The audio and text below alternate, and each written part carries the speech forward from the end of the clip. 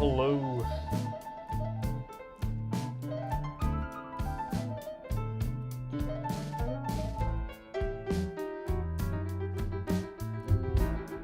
Hello, Choco. And Yarl.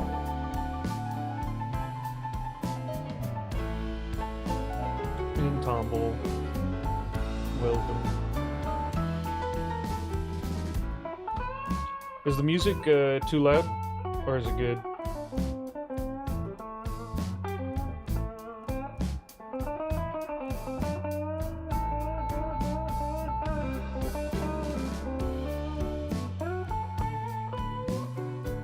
Bit too loud? Okay.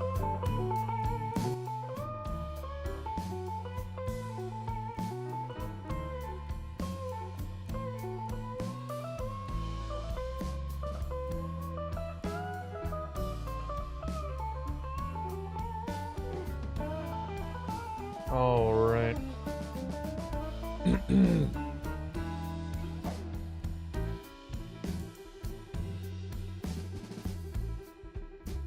Sorry, you guys are gonna get hit with ads soon.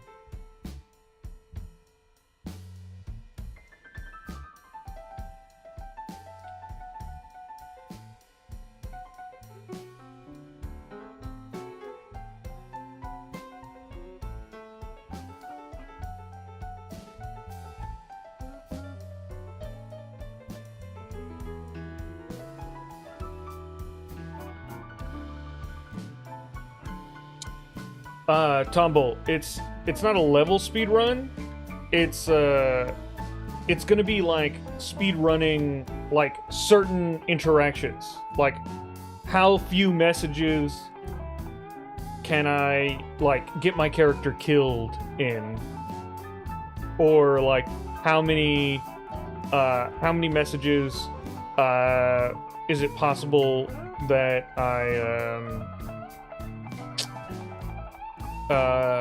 I'll like meet Elara.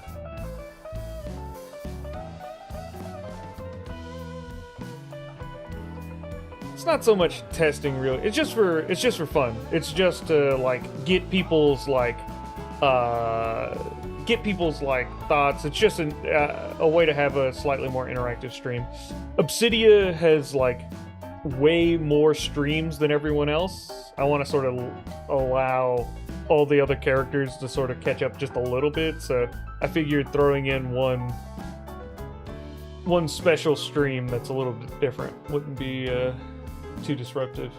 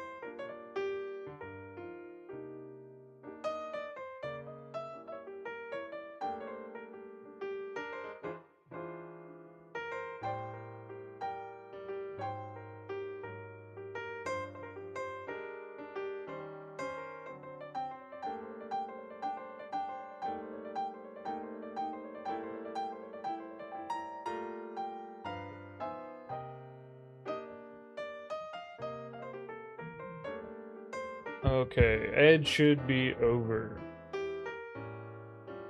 Oh, hello.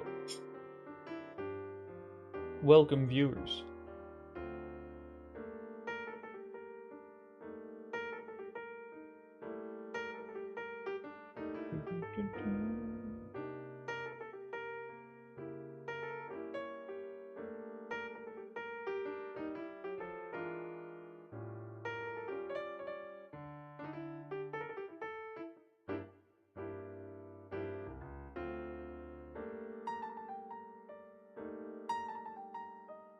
Twitch stopped working, so I'm here for a while.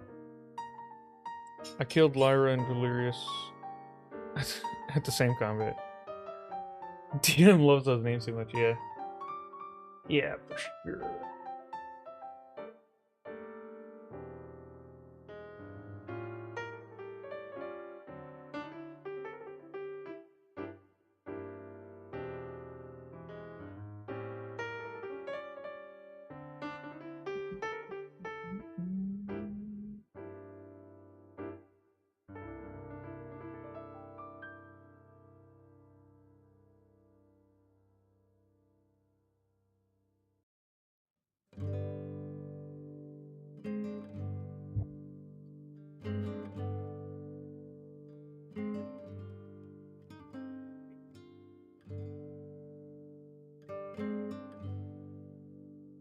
It says we got some people here, but I guess everybody's lurking. Hello, hello. People just joining the chat.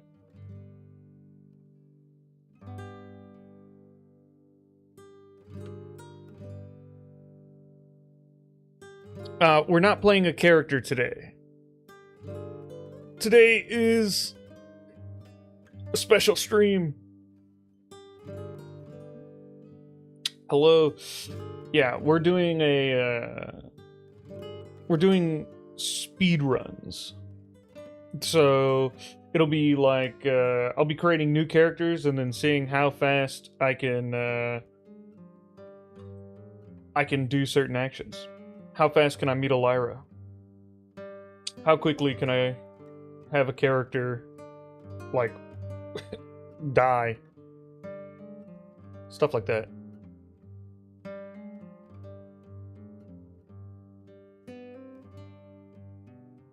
That's great. What class? Yeah, we're gonna be. It's gonna be multiple characters, so I think we'll be picking the best class for the job, and there will be like certain limitations. You know, like people can be like, "Oh, we can do this, but we can't like use the backstory. The backstory has to be empty, or like, yeah, sort of nonsense stuff like that." Jarl reached 15 stream streak. Nice. Thick, Jarl.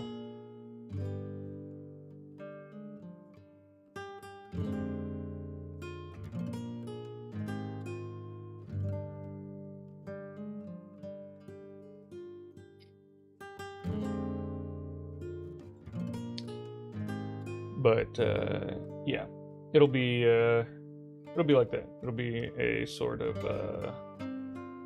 yeah, we'll put like rules and limitations on things. So yeah, that's unfortunate for you, Choco.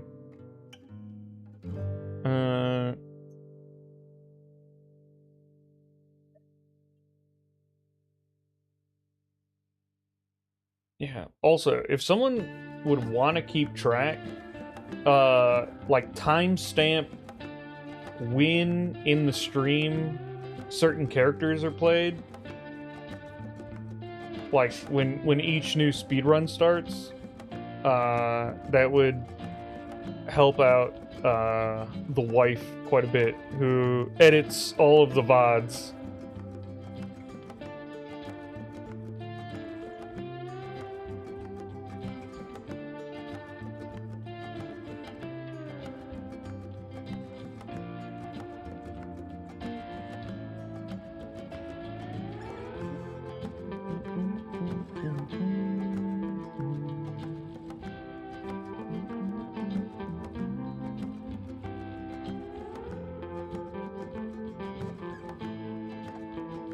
Thinking so much. Yeah.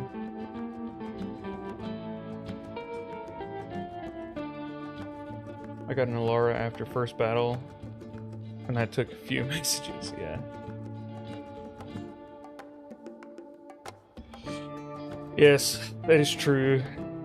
He is the real MVP.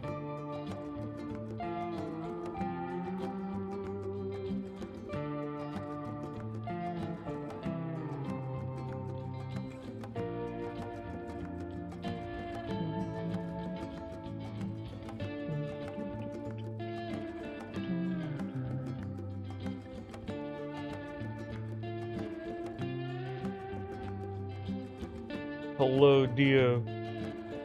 Good morning.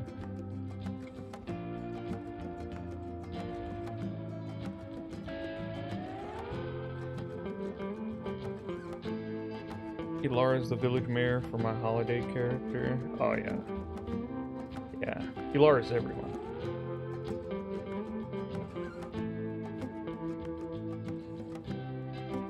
In all the places in the world, a ninja has appeared in the chat. Hello, Kage Kenshin. Welcome.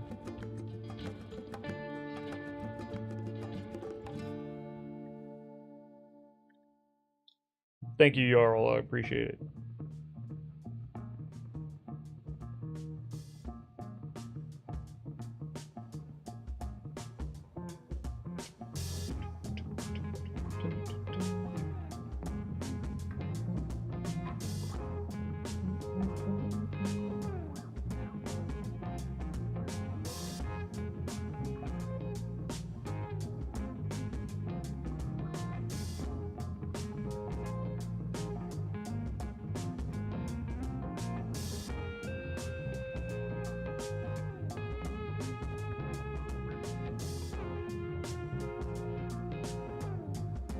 Distracted Atherton so badly, and Captain Voss was quick to correct him.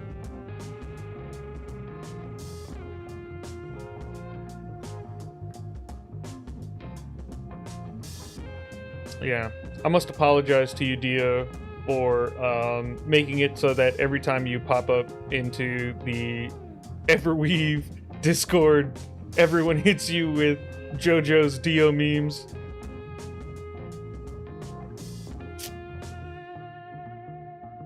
That was 100% intentional, but I still apologize for it.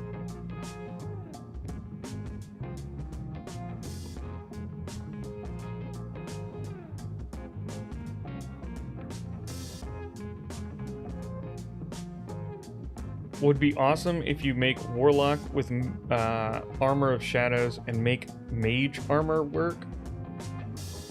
Yeah. Interesting. Maybe.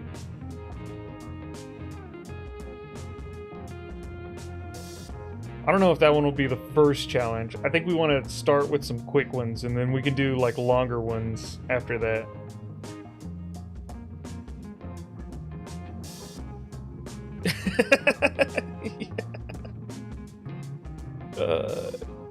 Yeah. Yeah, it's a pretty common reference, which is why it was so funny that you had no idea what everyone was saying to you. Also, Paladin Smite / Divine Smite. You guys are just trying to get me to fix bugs. I have no idea whether any of that is actually possible. I can definitely do fake versions of those.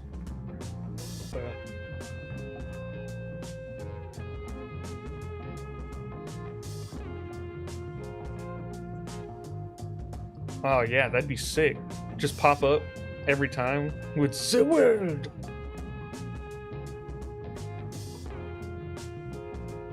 He caught up real fast, yeah.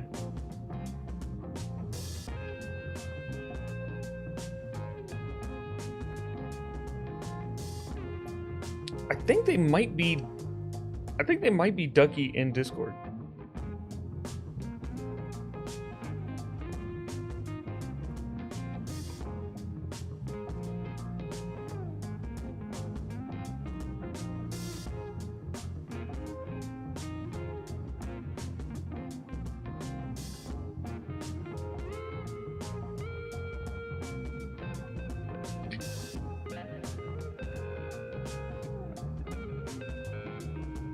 Yeah, Choco, you've been trying to make mage armor work forever.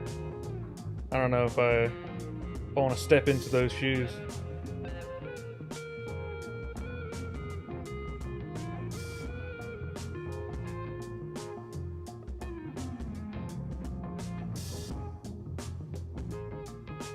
What was Frosty's name on Twitch?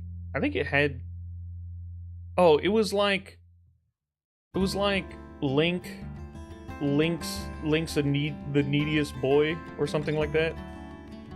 It was his like cat's name, which I think was named Link.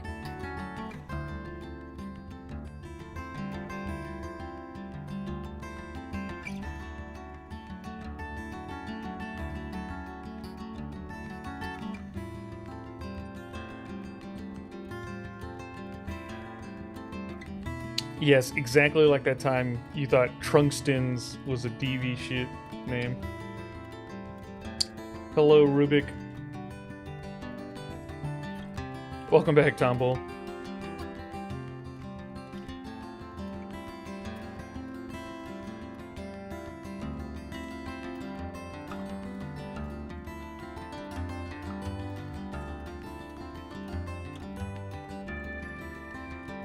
That's rough. I'm sorry you're having such trouble with Twitch.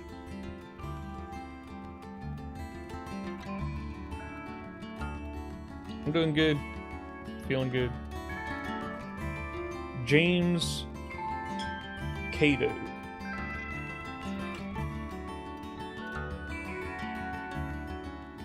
Oh. YouTube always trying to break my app. What's a cap in inventory? I know soft cap is 50, but with some things I've made, hanging under 50 may not be possible. It is technically infinite. Like, it'll just keep going up. But yeah, you'll get... The DM will start doing, like, horrible errors, and it won't recognize any of your equipment. Oh, also, thank you, James Cato, for first time joining the chat. Hello, Sergeant Carwell. Yeah, 50 is a sweet spot for a smooth experience. That's right.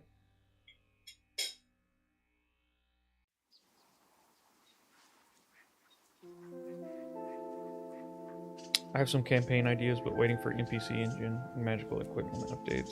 Yeah. It was your first time messaging in chat, yeah. It puts like a little box around it for me and says, first time chat.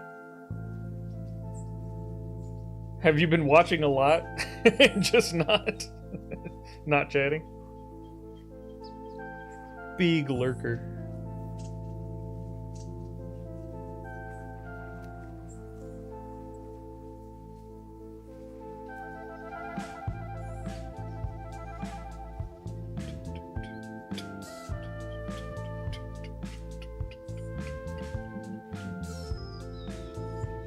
Yes, I always watch them, but generally any question someone already asked ahead, I see.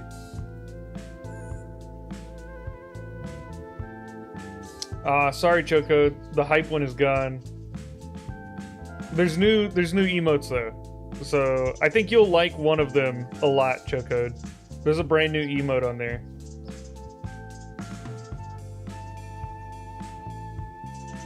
It's your favorite kobold boy. Yo, Two Tap Tone, what's up?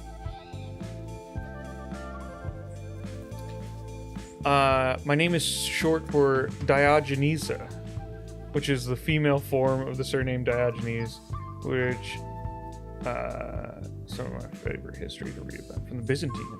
Interesting. Diogenes is also the name of a wacky philosopher.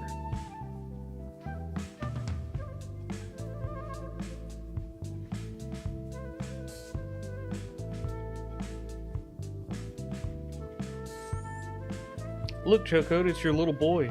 Your little kobold boy.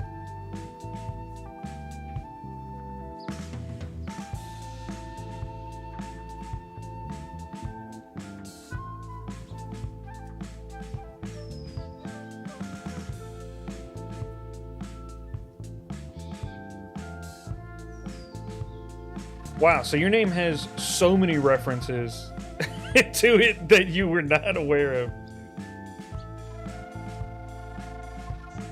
Am I the only person who gets way more Elaras than Lyras? I think it's about equal for Elara to Lyra. It just depends on like how the story ends up going. Yeah, if you just meet a person and there's no romantic tension, and then you ask them what their name is, they usually say Elara. But if you meet a person and you like flirt with them, and then you ask them what their name is, usually you get Lyra.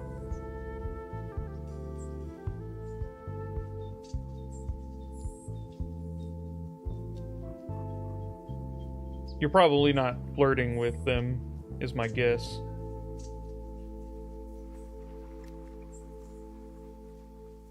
Then you romance them and get executed, that's right.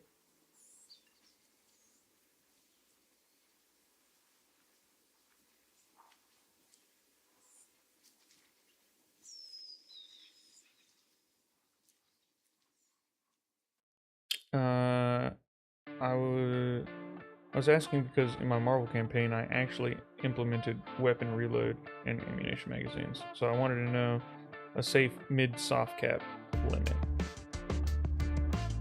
Yeah, I know errors start pretty soon after 50. So, you know, you can explore it, but you'll be exploring at your own risk.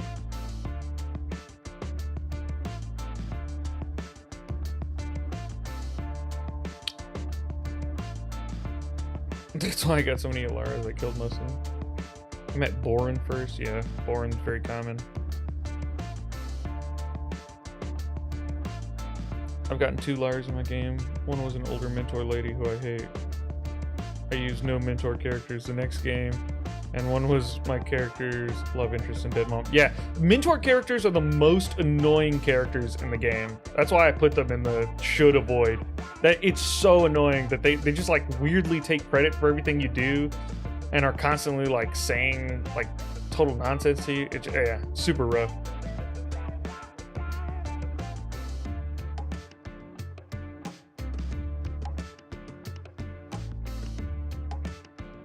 Joining from Spark, so only watching? From Spark? What is Spark? Did you mean work? How could you possibly? What could you have fat fingered to change work into Spark?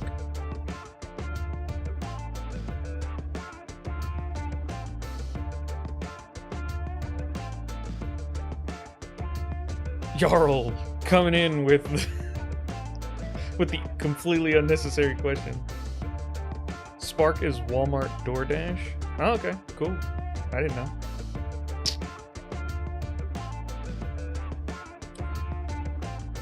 I did everything the opposite as my mentor character, and the game still tries to give them the credit. Yeah, it's super, super annoying. Okay, let me post in the Discord. Stream's about to start.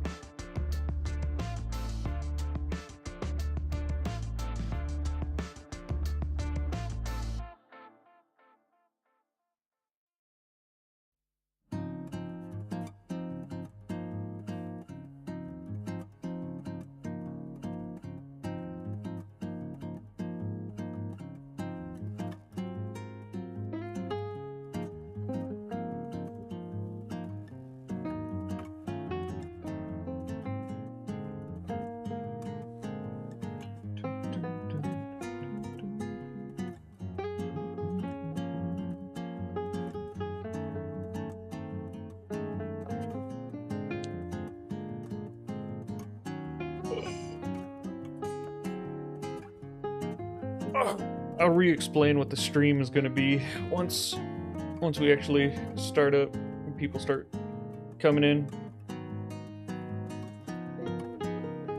I found Diogenes. That was his granddaughter Anna's surname. That's cool.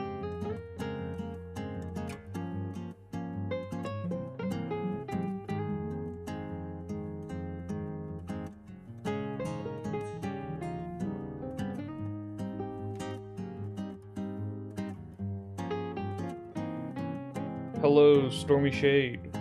Welcome.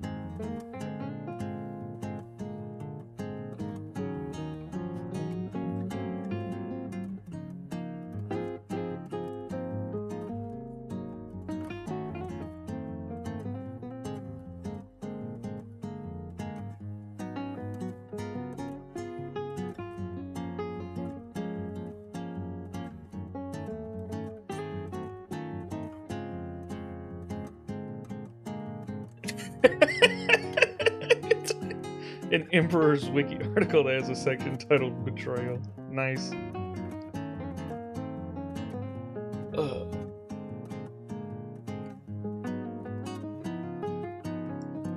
I introduced my mentor character as the BBG and killed them.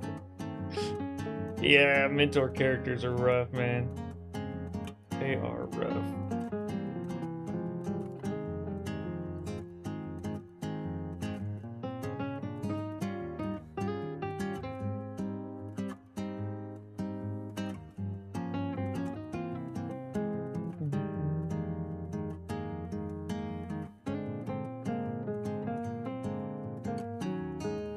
Can't for this one. Each magazine has ammo amounts, so like my Deuce AMT 1911 can only fire 45 ACP magazine types.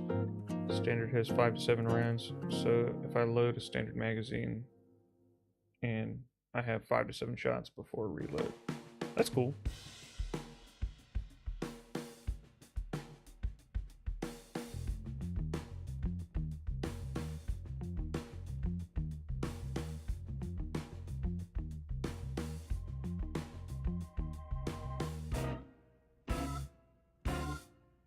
Alright.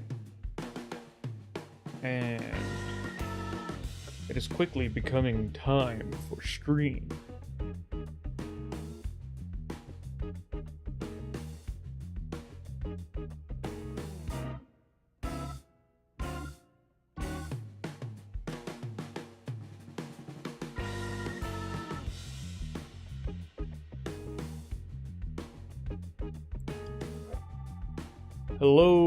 Hello everyone. Welcome to this Saturday morning stream. Or like evening, if you're like Chocoed and Tomble. Welcome everyone. So, the idea for the stream today will be speedrun attempts. We are trying to accomplish goals in the fewest number of messages possible. Hello, Jake's name. So what will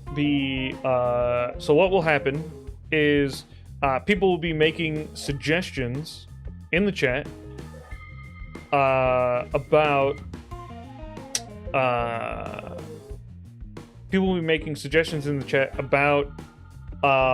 what they want me to try and do in the least messages possible. We'll make a character and see how many messages it takes for me to do it. Some common examples are how quickly can you meet Elara? How quickly can you get a character killed? How quickly can you get a character to level 2? Something like that. We're not doing speedrun to level 10.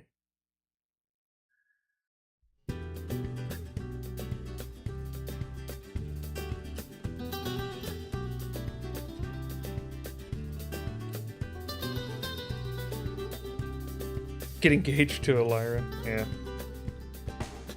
Alright, so.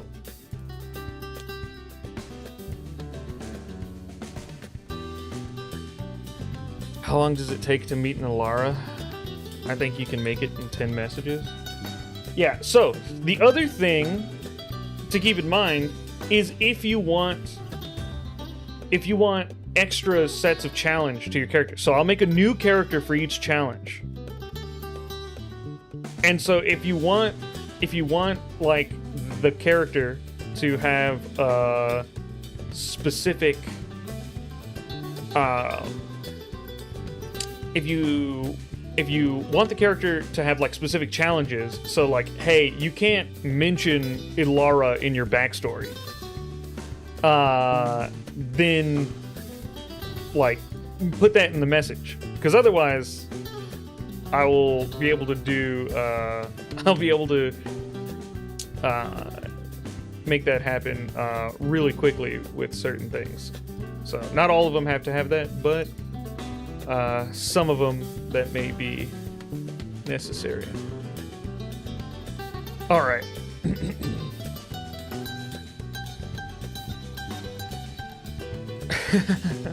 There you are.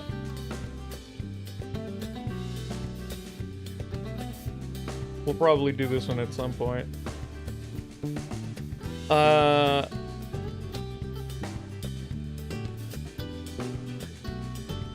How long till there's a bird item or god? How long until the DM makes a comic entity story point? Oh, cosmic entity. Mary Lara. Turn Atherton into a good guy? That's a fun one. Dio, hold on to that one. That won't be the first one because it's a little long for the first attempts, but hold on to it. I like that idea. We'll do that one later. Okay, so we got multiple ones for Mary and Elara. But no one's putting in any...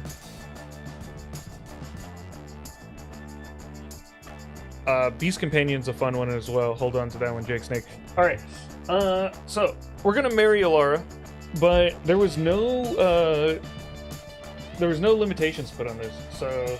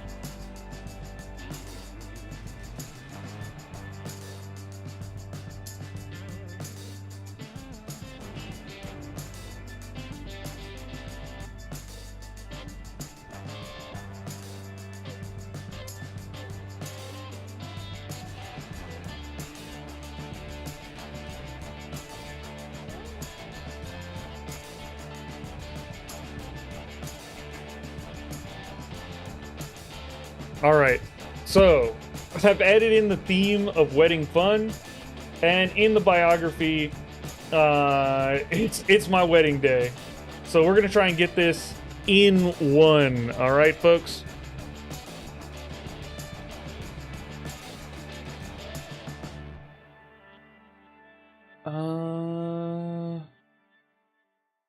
Best start. I think probably the village run.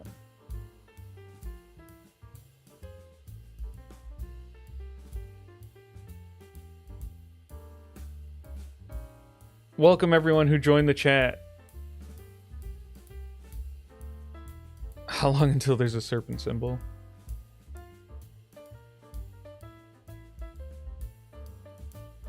This feels like cheating. I said if you wanted me to not put it in the backstory or something like that, add it to your request.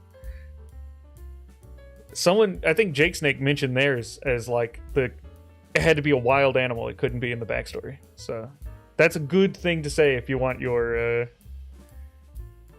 Well, the best start would be custom for the purposes of speedrunning. Yeah, but there is no custom start. But I can make one, which is what I'm about to do. All right. Who cares about this sunlight filtering into the room? Not me. Let's go. All right.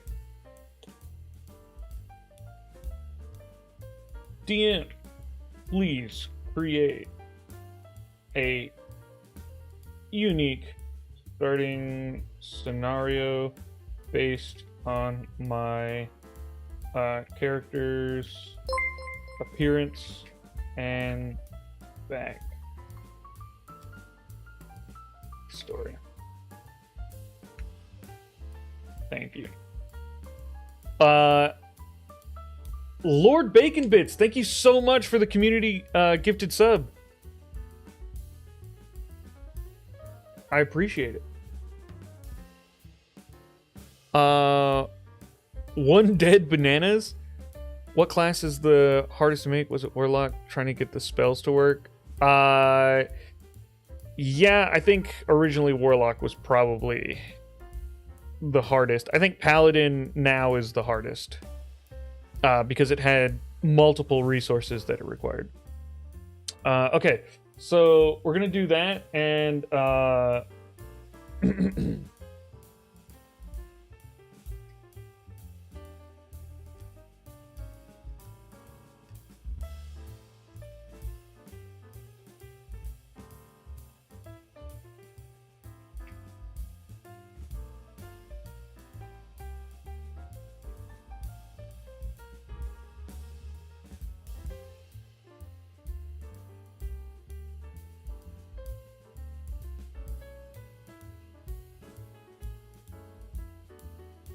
very much okay, you win this one.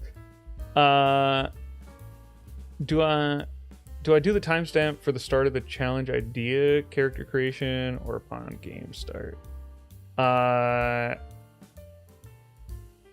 Okay, yeah, there you go. That was answered. Yeah, I was gonna say it messes it up. Yeah, it absolutely could happen. I'm not against retrying ones if we think we can do better.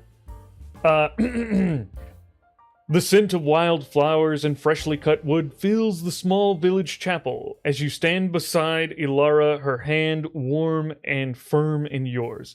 Her eyes shining with a joy that mirrors your own meet yours as the officiator's voice booms. Do you, Devon, take Elara to be your lawfully wedded wife and to have and to hold from this day forward for better or for worse, for richer or poorer, in sickness and in health, until death do you part? A smile touches your lips, a lifetime of hope and dreams converging in this single sacred moment. I do, you affirm, your voice clear and resolute. Before the officiator can continue, a sudden jarring crack echoes through the chapel, followed by a chorus of panic shouts from outside. The stained glass window behind the altar shatters inwards, showering the hollow ground with glittering shards. A wave of bone-chilling cold washes over the room, and the joyous atmosphere is instantly replaced by terror. I want to say the I do got out there. So, we did it, folks. Oh god, let's see. This is marrying Elara. Oh, I got it. Classics.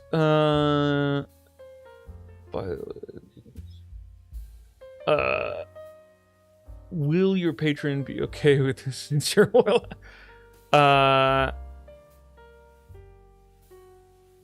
Find a Valerius not in your backstory and redeem him. Wow, my character didn't have this big or thorough a wedding when she got married. Create a rogue. Oh, this is a challenge. Create a rogue and see how fast you can plan, execute, and sell off items from a heist. Just to make it funny, it has to be planned against Elara. You cannot be cut, and your dex can't be higher than 15. This is a very long one, so Kage Kenshin, keep it for the later part of the stream. That way, I can do it. We want to do some quick ones first to get the idea out there, and then we'll move to some more challenging ones towards the later part of the stream. So when people start to Elara and you,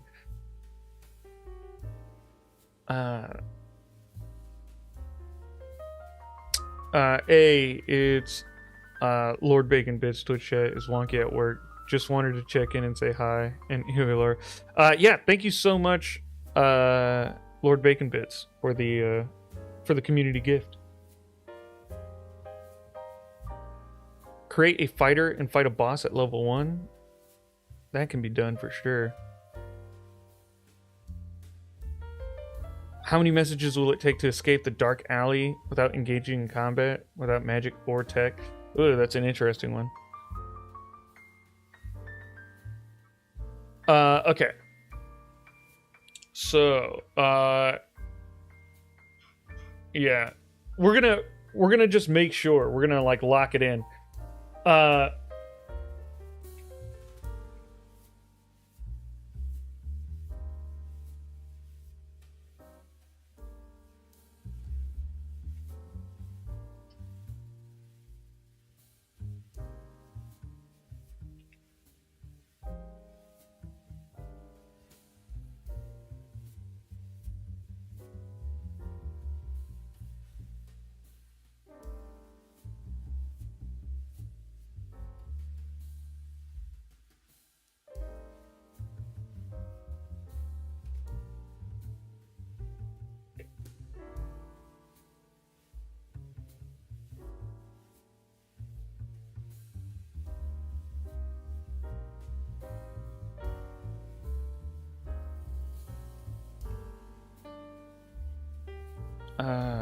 What happened to your mic? Did something happen to my mic? Maybe we could do mud wrestling match between Lyra and Elara for your hand.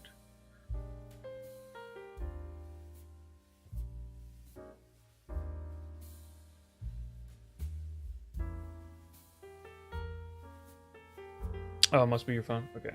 Instincts take over. You lunge, seizing Elara's arm and the officiator's robes, yanking them both away from the splintering remains of the window. Finish the words! You urge, your voice a desperate plea over the rising tides and scream, and frantic murmurs from the chapel guests. Elara, her face pale with terror, manages a choked, I do!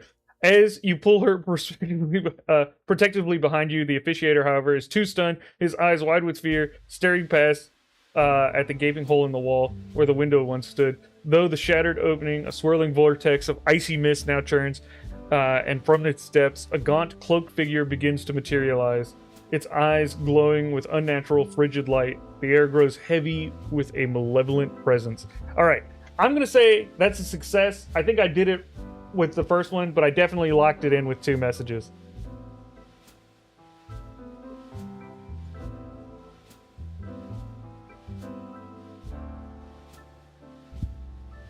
Move to a better country. Jesus. Alright. Alright, I like the create a fighter and fight a boss at level 1.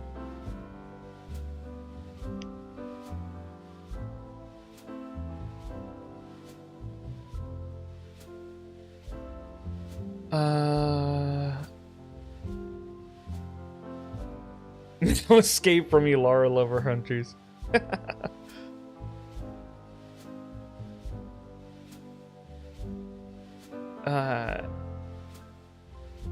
Is there a limit to the number of characters a person can create? Not like a practical limit. Don't try and make like 500 of them, but I think I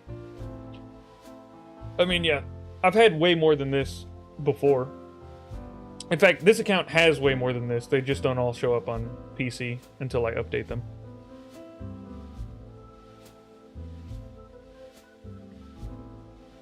Okay, so I think we're gonna do the level 1 fighter boss battle.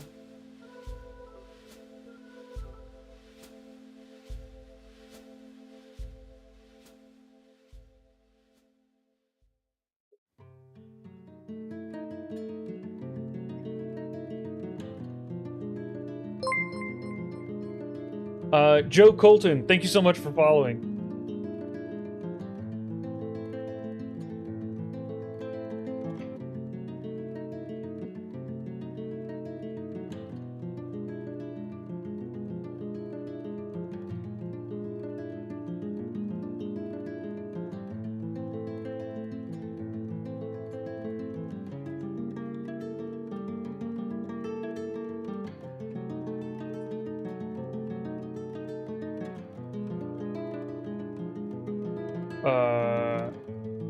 How do I spell your name, Asmodeus? Asmodeus? How do you spell Asmodeus? Asmodeus. No one would deny that Asmodeus is a boss character.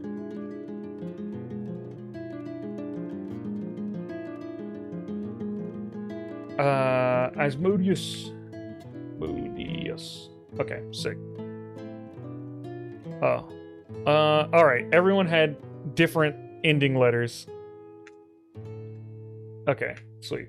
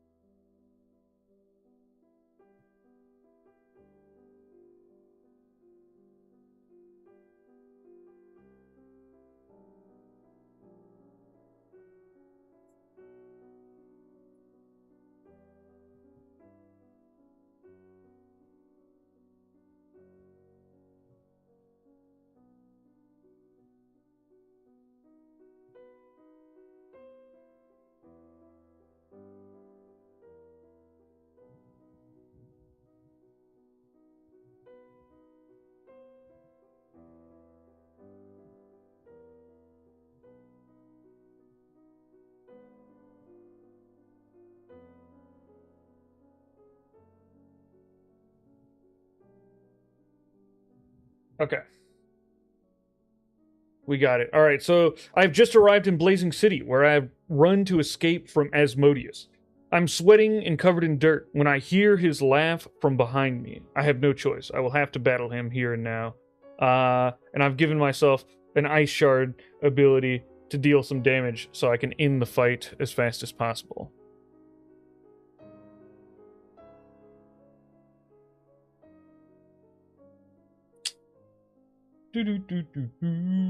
Dark alleyway. To give the combat vibes.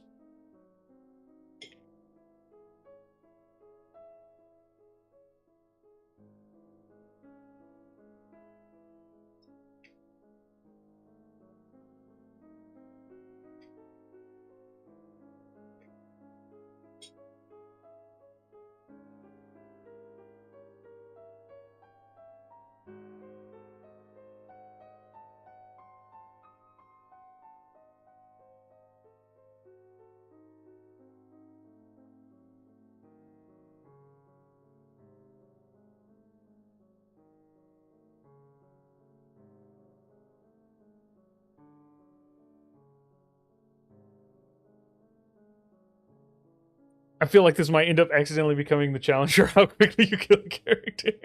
Yeah, it did just say I had to fight one, so we'll see how it goes. The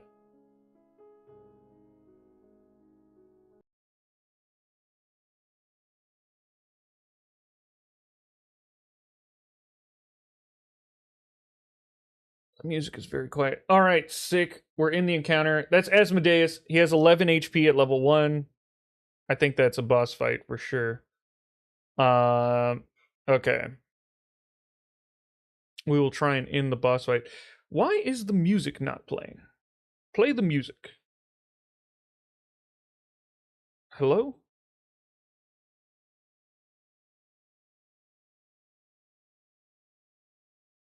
Uh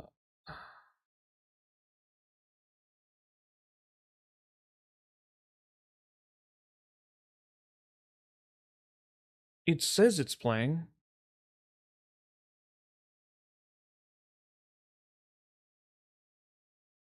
But it isn't. Sorry, 1 second. 1 second. Music. Why aren't you playing? There we go.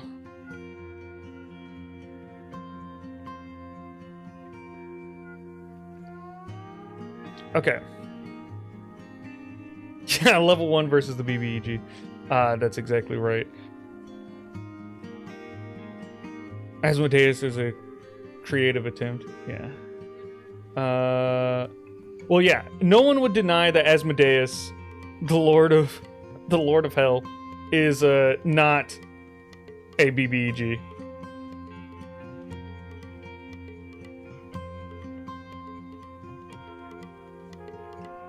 Okay.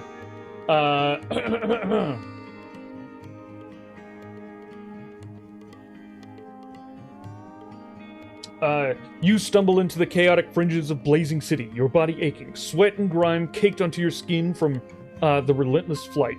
You push past startled market stalls and the scent of exotic spices mingling with the oppressive heat of the city. For a fleeting moment, a sliver of hope ignites. Escape.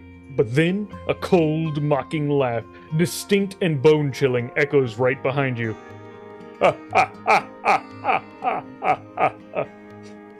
Nail!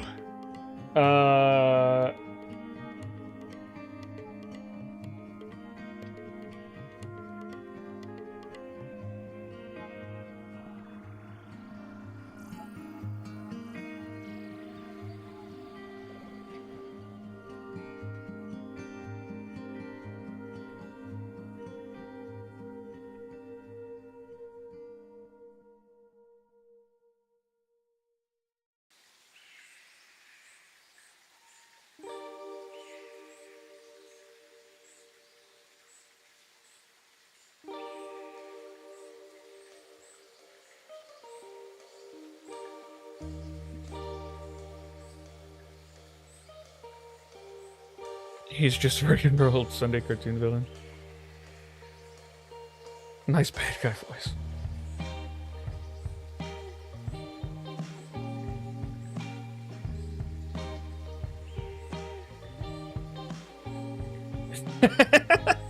No. I don't know if anyone would know where that's from. Why does Echo's evil laugh sound like a dub voice actor in anime? Yeah. Well, that's what I'm going for, so I'm glad it sounds that way. Oh, sorry, Ankaku. Yeah, the stream is going to be wacky today.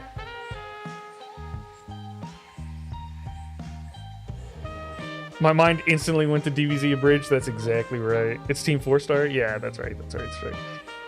Nail.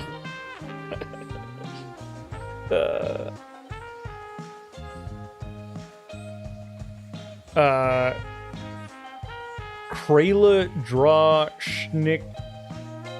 I can't see the rest of your name. It's literally cut off. I have no idea.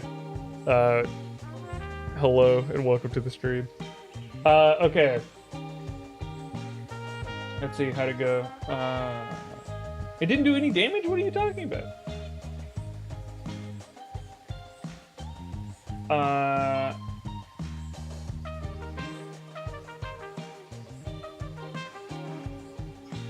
DM, you forgot to do damage.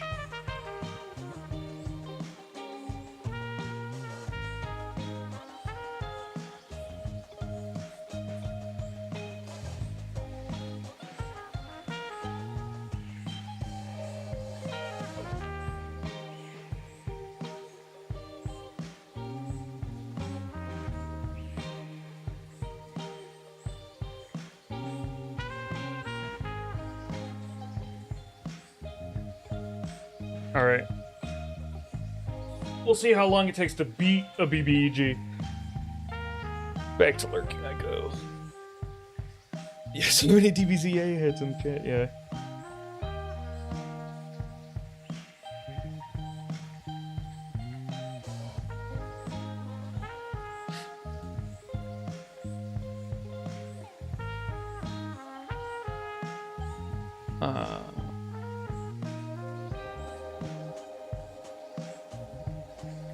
Hey, we did it, folks. Okay. It took,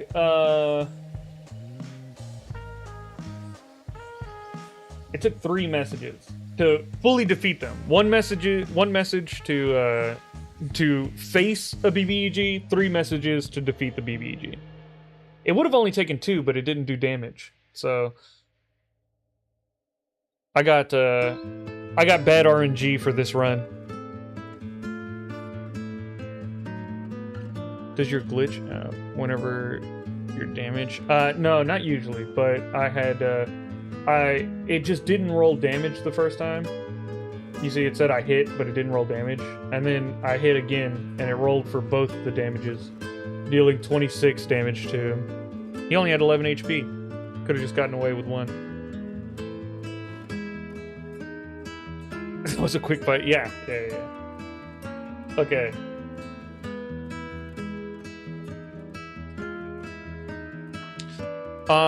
Okay, I think it was Dio who recommended doing, how many messages will you need to meet and beat Goku? Well, I mean, like, 1 message if we're, or 2 or 3 messages if there are no extra strings attached to it. You have to, you have to put some challenge on it. Yeah, exactly. I think Dio mentioned getting a pet friend, a wild animal, to be my friend. Oh, was that Jake Snake? Okay. Okay, sweet. I don't have it. Yeah. Do you want it? I have no idea how you'd give it to me in any effective way. Well, I think it's probably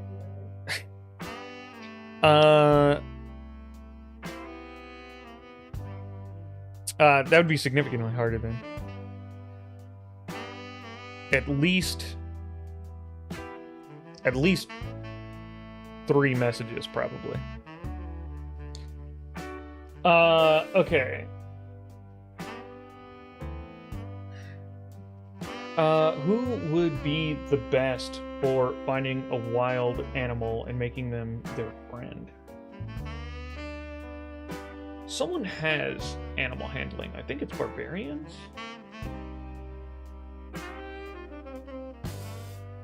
Hold on. I'm going on.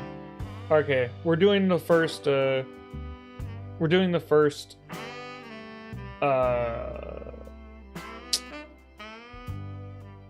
custom character.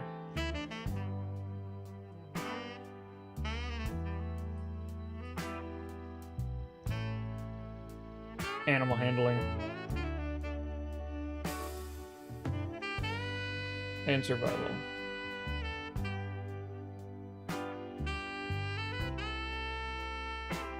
Yeah.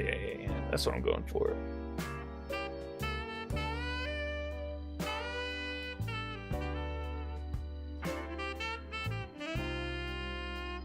Honestly, this has kind of inspired me to make a new campaign where I just die at the start by Asmodeus and someone. And then my entire journey is traveling through and becoming a stronger demon terror. Nice. Beast speech? Oh, beast speech. But they don't have animal handling, do they? And also, beast speech sometimes doesn't work. That could be a wasted message dealing with beast speech.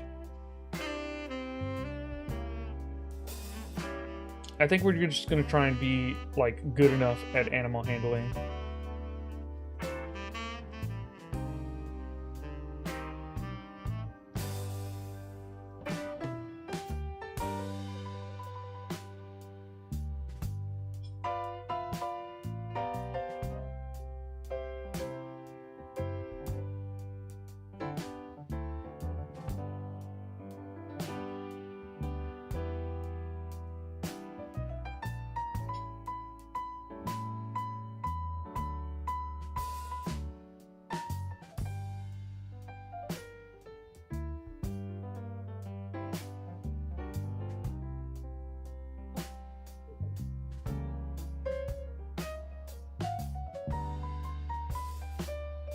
Alright, so I couldn't have I can't have the beast in my backstory. So what I'm going to do is I'm going to add themes about companionship and things like that. So,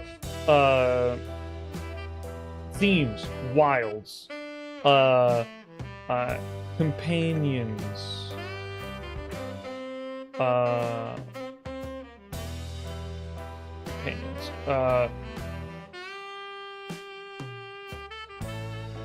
collecting friends.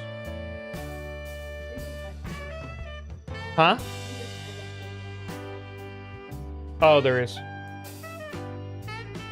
Well, they can see it after. I'll go through it.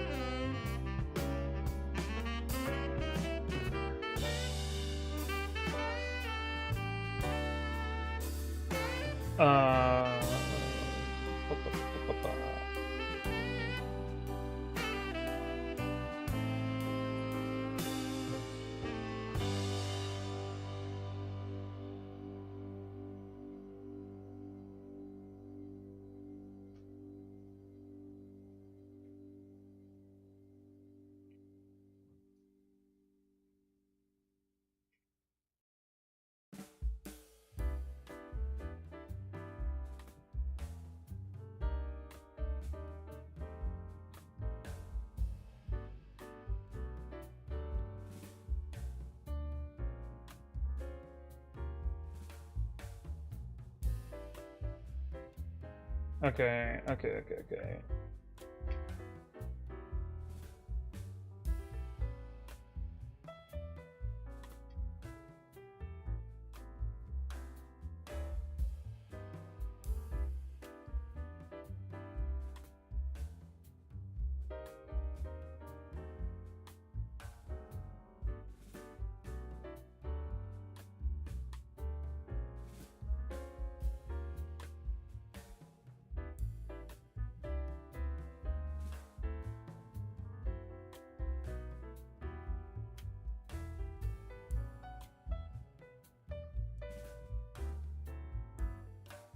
I'm trying to think of other beasts, and I like fantasy beasts.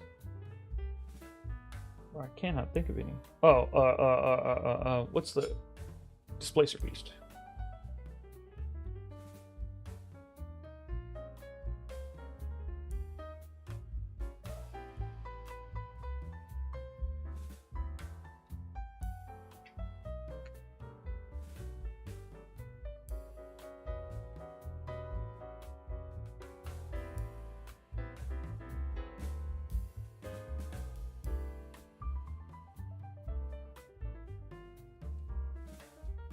Okay.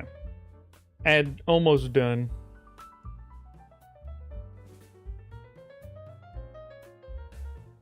Well, beholders aren't beasts. Neither technically is a displacer beast, I don't think. But it, and nor is owlbears. But those, I think, will count for the purposes of this challenge.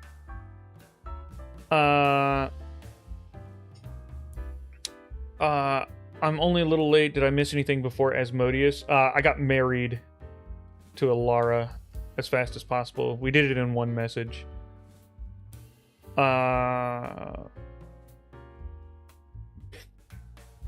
Make an anime isekai trope. You have been brought from here. Modern Japan.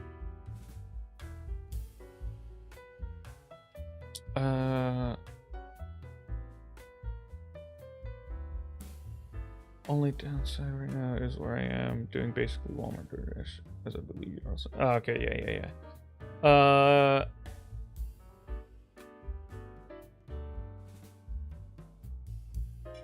Okay. What a rager? I don't know. He's just Doug, the rager. Okay, so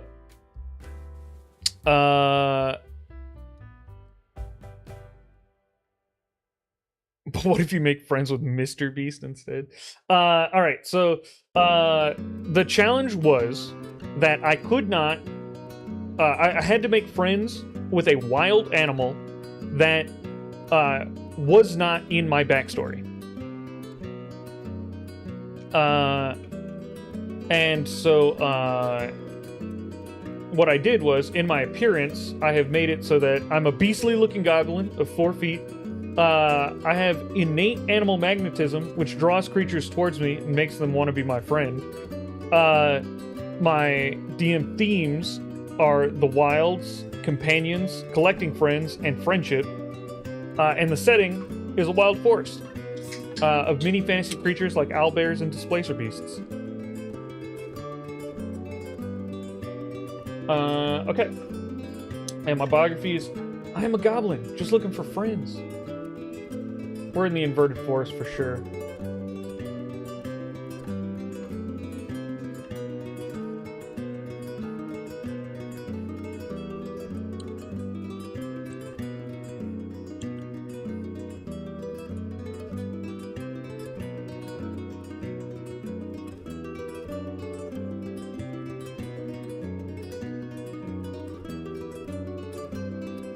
Alright, the whole point of putting anything in your backstory is to create a unique starting scenario.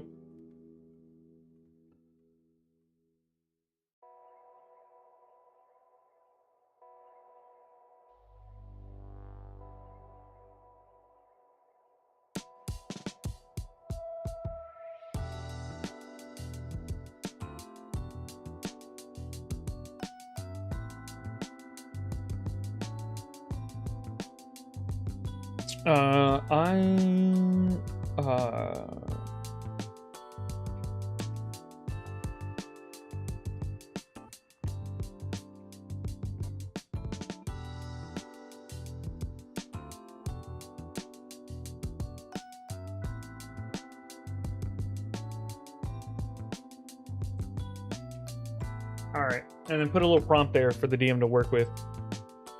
No point in wasting potential message here. Strength.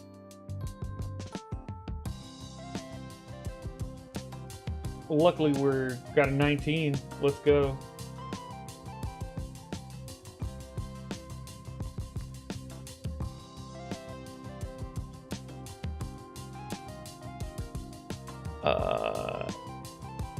A wolf who doesn't beat around the bush. A wolf that's looking for 3 little pigs. I'm gonna need popcorn for this.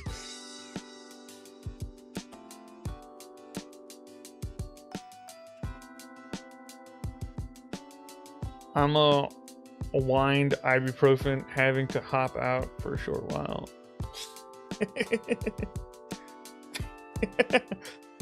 I'm gonna have to hop out for a short while. Cool. Thanks, ibuprofen.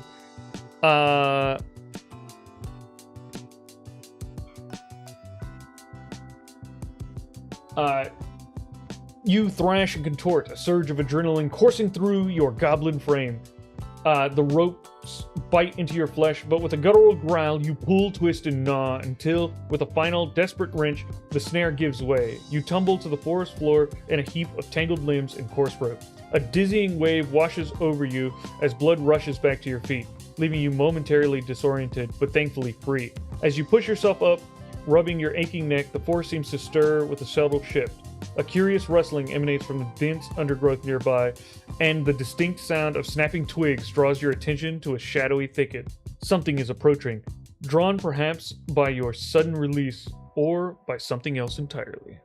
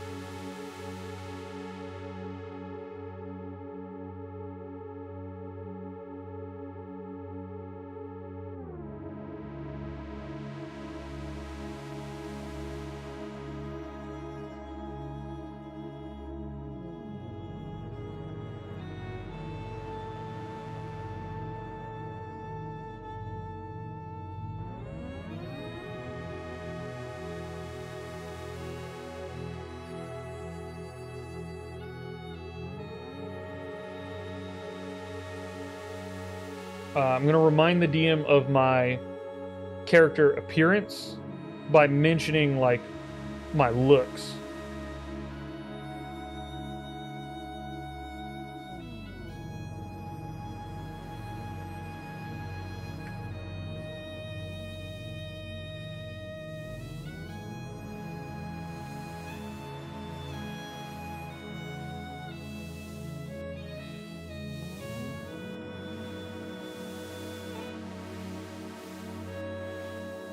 I will call out. Hey, you there! Want to be friends? I'll grab a bit of food to offer up, my small frame and beastly looks doing much to make me seem more normal to the beast of the forest.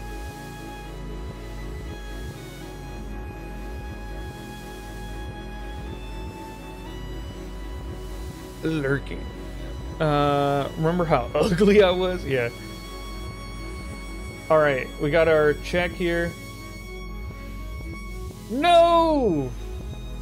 We've failed.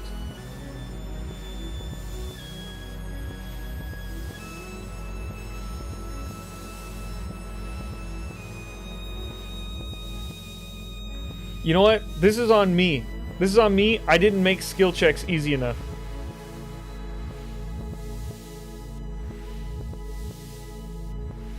Your words echo awkwardly in the stillness of the forest, and the morsel of food feels insignificant in your outstretched hand. The rustling grows more intense, no longer just a curious stir, but a deliberate approach. A low guttural growl rips through the silence, sending a shiver down your spine.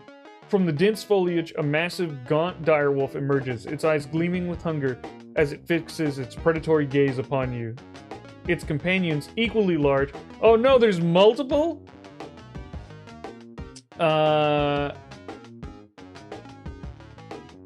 Its companions, equally large and menacing, flank it, their hackles raised, teeth bared. They do not seem interested in friendship. The lead wolf lets out a terrifying snarl, and the pack lunges. Okay. Alright. This is gonna be tough.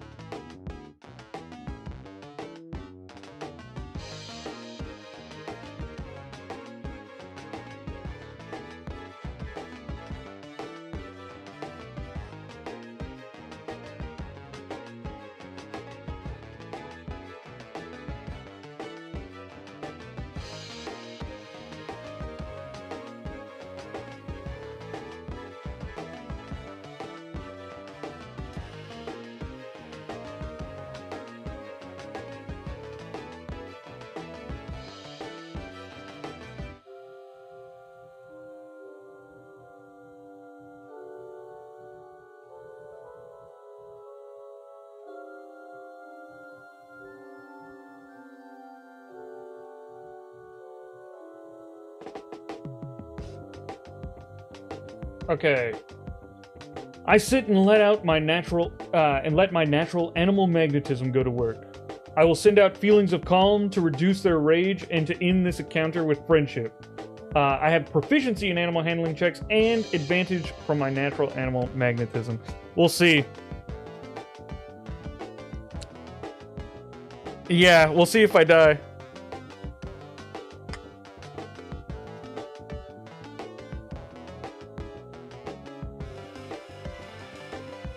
Okay, rolling for ability check with advantage. That's lovely. That's lovely. Hey! Yes! Woo! Oh, okay. Let's... Alright. You sit amidst the snarling pack, eyes wide, and focus your innate animal magnetism, radiating waves of calm and friendship towards the hungry direwolves. You attempt to soothe their primal rage and turn their predatory instincts into a desire for companionship. You attempt to calm the aggressive direwolves with your natural animal magnetism, hoping to de-escalate the combat into friendship. A strange calm seems to settle over the direwolves. Their hackles lower slightly, and their guttural growls soften into hesitant whines. The lead wolf, its predatory gaze replaced with a flicker of confusion, nudges its snout towards you, sniffing cautiously. The hunger in their eyes has receded, replaced by curious, almost friendly interest. Your animal magnetism has worked its magic, transforming potential foes into tentative companions. Okay. Your friendship has triumphed over their hunger. The combat ended not with violence, but with a strange burgeoning companionship. Okay. This is not... I would say I have not fully completed it yet. So,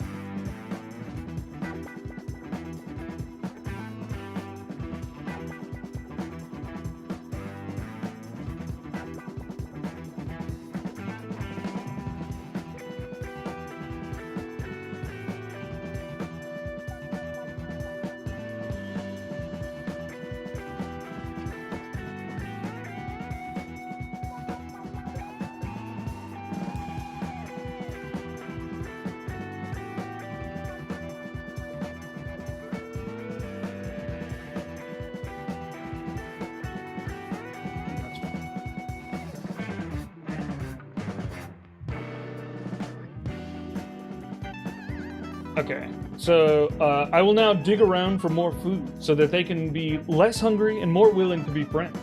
I want them to join me on my adventures. I'll name them Sully and Dragovich.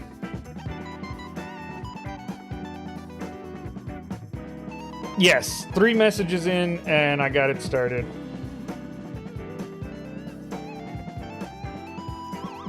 There we go. That's what's up.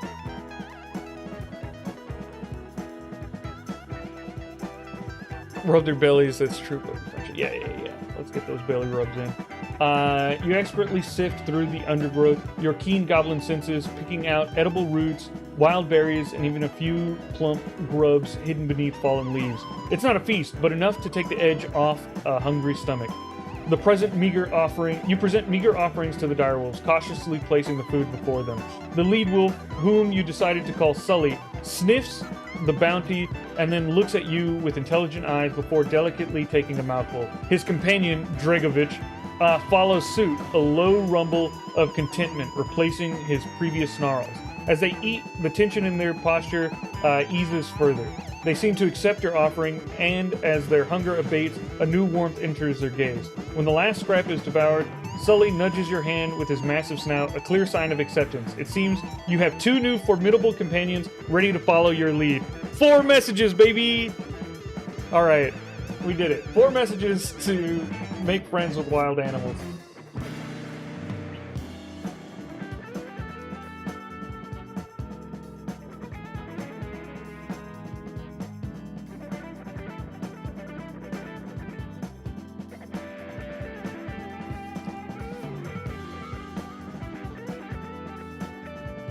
I will give each of them plenty of belly rubs and scritches. You kneel beside Sully, gently stroking his thick fur, finding the soft spot between his ears and making his powerful leg thump a contented rhythm against the forest floor. He leans into your touch, a low rumble of pleasure vibrating in his chest. Then you turn your attention to Dragovich, who, seeing his companion's enjoyment, eagerly rolls onto his back, exposing his massive belly for rubs. Your hand disappears into the dense coat as you oblige, his body relaxing entirely beneath your ministrations.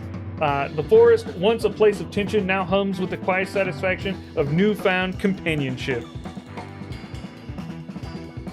Will this stream be about as long as normal? Yeah. I'm planning to go until noon. Noon or noon 30.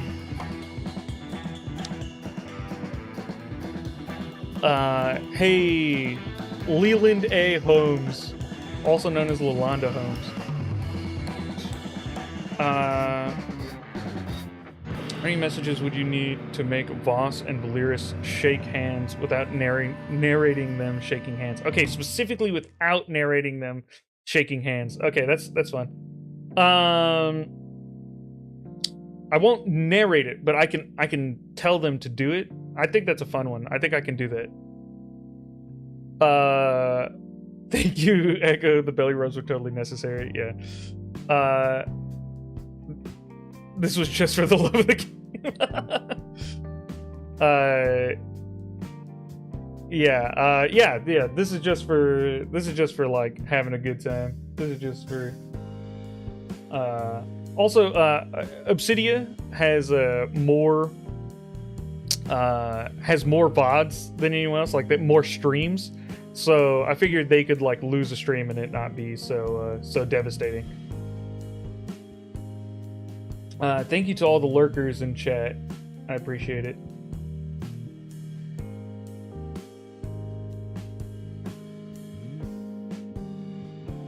Okay. I like the Voss and Valeris. No, sorry. You mean Atherton, right? You mean Voss and Atherton? Chocode?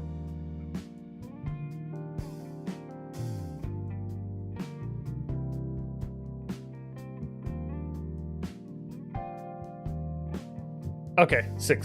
Okay. Yes, we will do Voss and Atherton. We need max charisma for this. Yeah, so we're gonna make our own character. Tieflings have +2 charisma? I think that's right. Let me reference the guide, where I can find all stats. Oh no, Chiefs get no bonus to stats. Oh, oof. Okay, so humans are the only ones that get a bonus to charisma.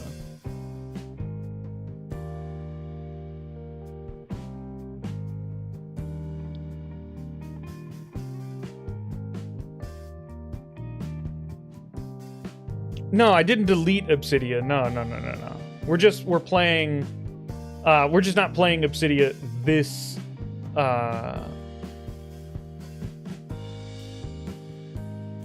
this week. What is this? That's you? Oh, you can write a message as me? Oh, I see. I see. That was very confusing. I was like, what? Wait, what? Okay. Yeah, we're just doing challenges and stuff like that. Obsidia will return eventually. All right, so we're doing human, and we have a non-binary human.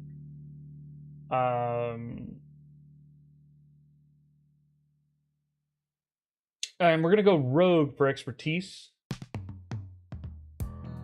And we're gonna need persuasion and deception and intimidation and insight.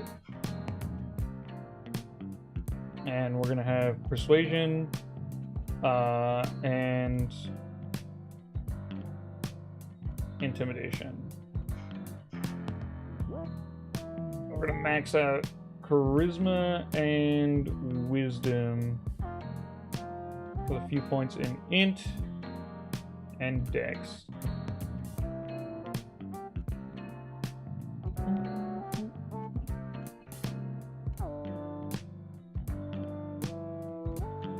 Okay, we're human, so we'll get +1 in all those. Here we go.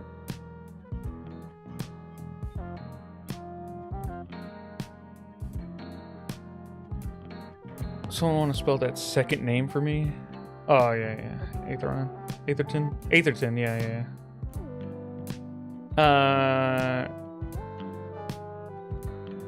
Save Hansel and Gretel from the witch. I have no idea. Yeah, I mean, I guess I could try to do that. It would all have to be in my backstory. All right.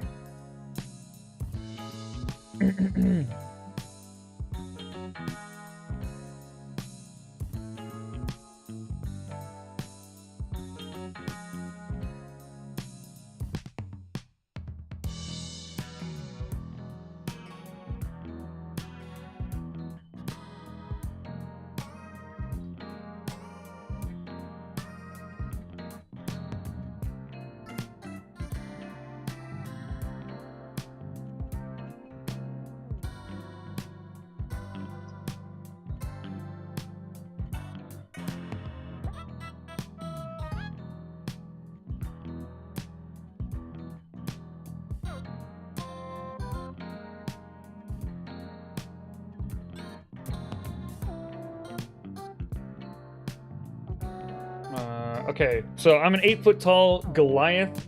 When I speak, the ground rumbles. The themes of this game are resolving conflict,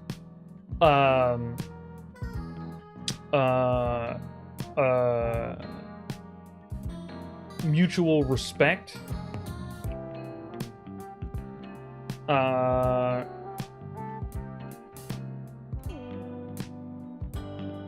civil disagreements.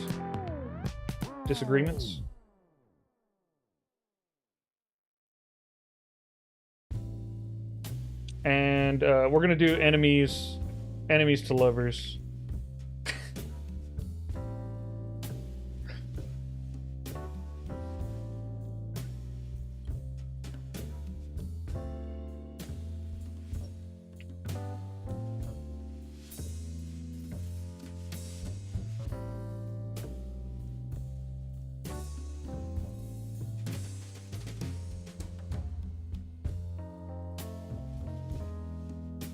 Amicably.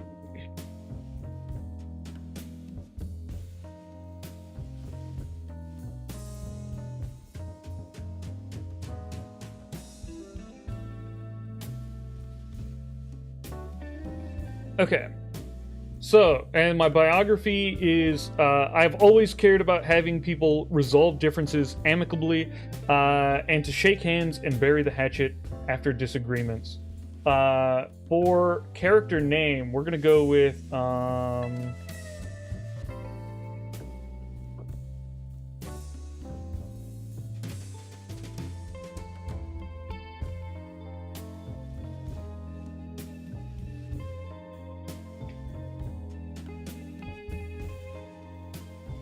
we're Hitch, the love doctor.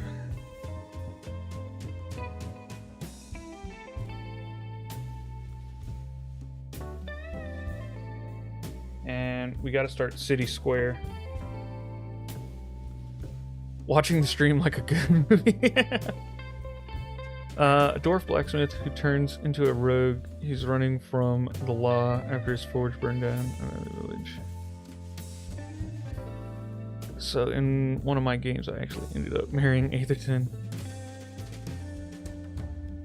We're out here doing fan fictions now? This is what people wanted. Get a pet cat named Sir Meow the Fifth. Enemies to lovers. Are we matchmaking Atherton and Voss? That's exactly what we're doing.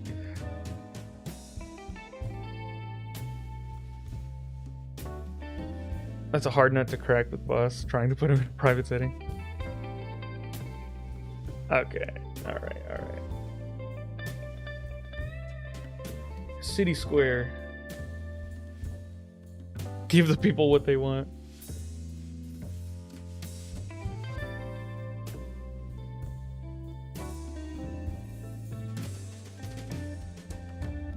No, Lucina, they just have to shake hands, okay? Kissing is gross. They shouldn't be touching their wet mouth parts together.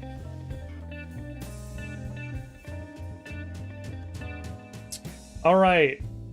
For those for like maybe the like 2 people who haven't seen this opening, the bustling streets of Haven Reach surrounds you with its sights and sounds as midday sun warms the cobblestone streets. You've only been here 3 days since leaving your quiet elven hometown behind. Ahead, a growing crowd gathers in the city square, their excited voices rising above the normal market chatter. As you approach, you see people forming a ring around 2 figures. One, a well-dressed nobleman brandishing a rapier. The other, a weathered city guard captain with a grim expression. Last chance to retract your accusation, Captain Voss, the nobleman calls out, twirling his blade with a practiced flourish. Or meet me in a proper duel.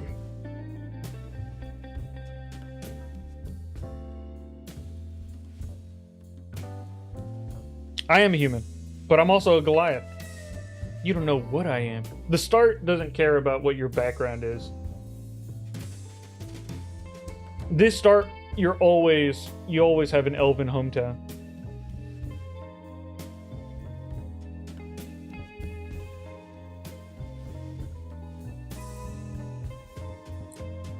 All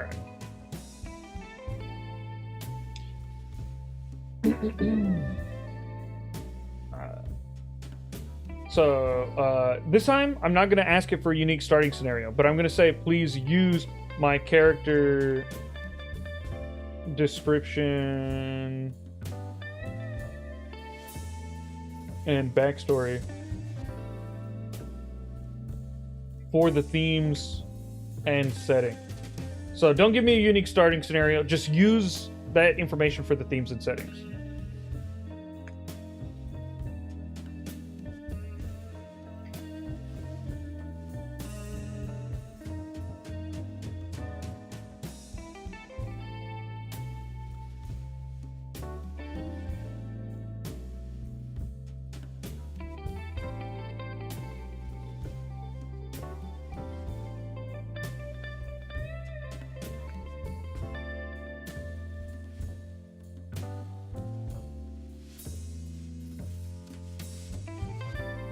Kitten Flores Hyrule, thank you so much for subscribing with your Prime sub. I really appreciate it. Kittens for everyone.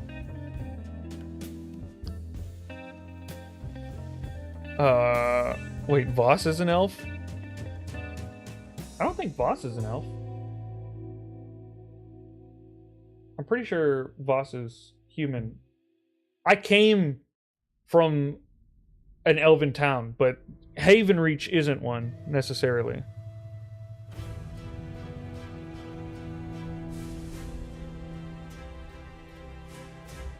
Okay.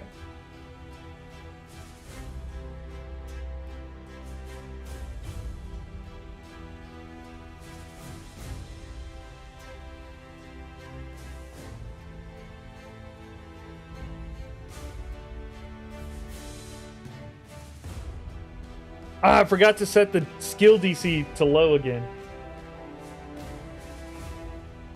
I'll tell the DM here.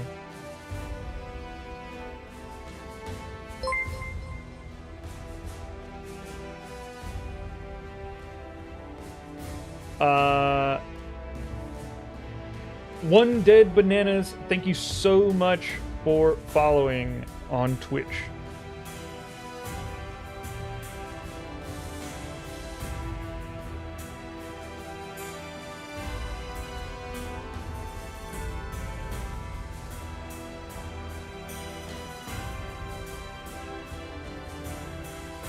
All right, I'm trying to get multiple things done in the same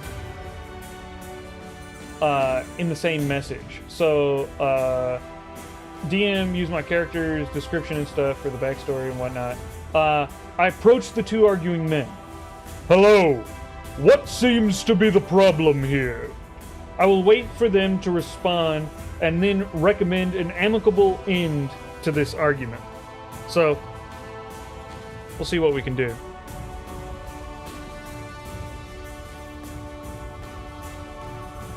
Okay, 10, not bad. I think anything but natural 1. Lovely.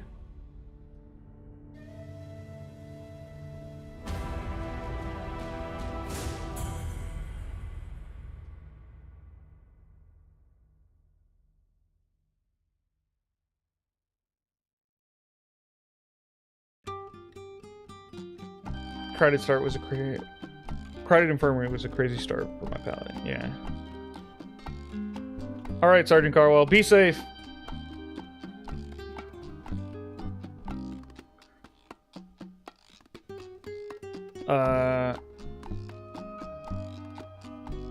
I've seen it get some hate, but I enjoyed it.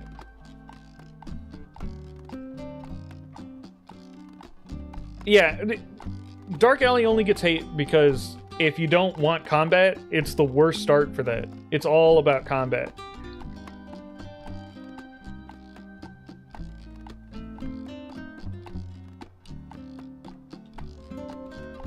My winter campaign has lost the actual start, and now I'm trying to stop the campaign from adding blight storylines to it. Oh no. Okay. Your colossal frame parts the onlookers as you stride towards the center your voice thundering through the square like a rock slide. The nobleman and Captain Voss, mid-glare, both flinch, their argument momentarily forgotten, as they turn their startled gazes upon you. The tension, thick as winter fog, wavers under your imposing presence. This is no concern of some towering brute, the nobleman sneers. Though a flicker of unease crosses his face, his rapier still poised. Captain Voss, however, lowers his hand from his sword hilt, a glimmer of weary hope in his eyes. This gentleman, he says, gesturing to the nobleman, insists on challenging me to a duel over a simple matter of law.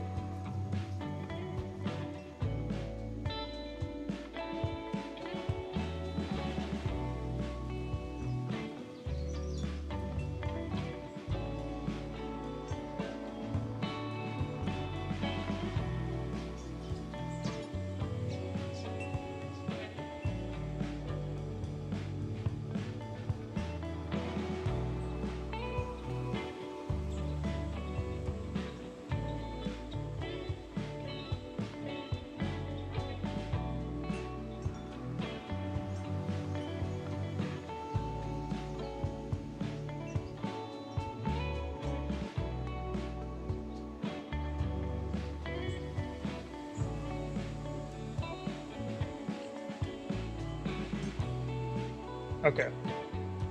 Here's how I'm doing it. Let's see if we can get it.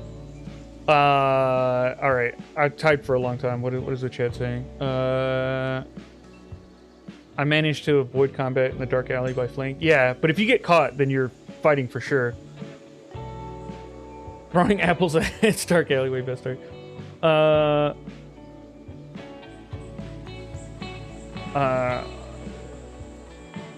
There was an event start. Yeah.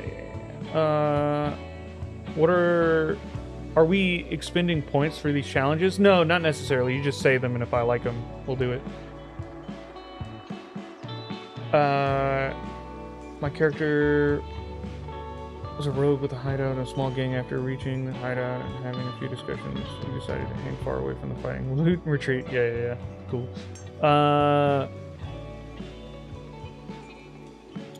Yeah, you can just suggest them. Okay.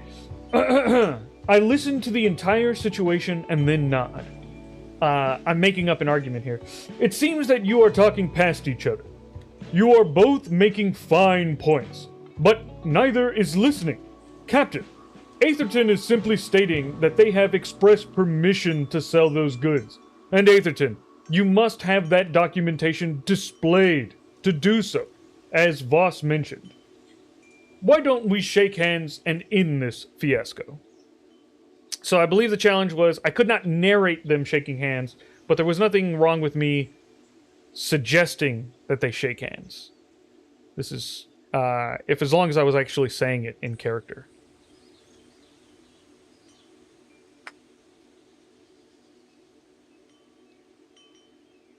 All right. Yeah, baby.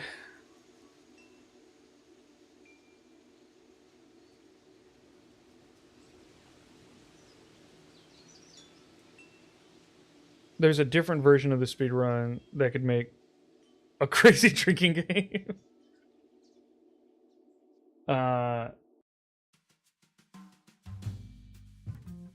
Your reasoned compromise hangs in the air, a sturdy bridge between their warring wills.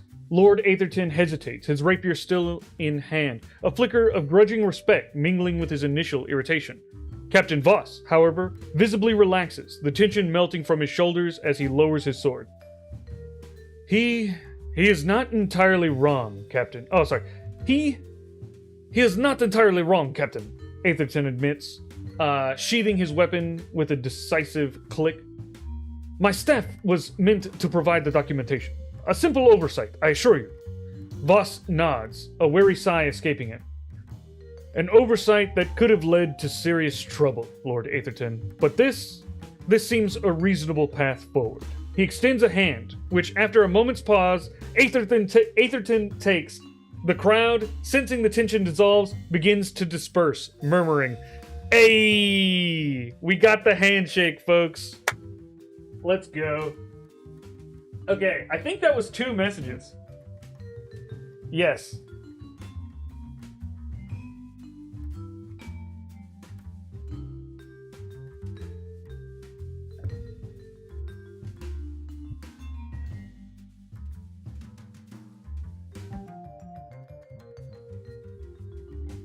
All right. So 2 messages for bridging the gap between Atherton and Voss. All right. So I'm gonna do one more message. We're gonna see if we can build some tension between Atherton and Voss.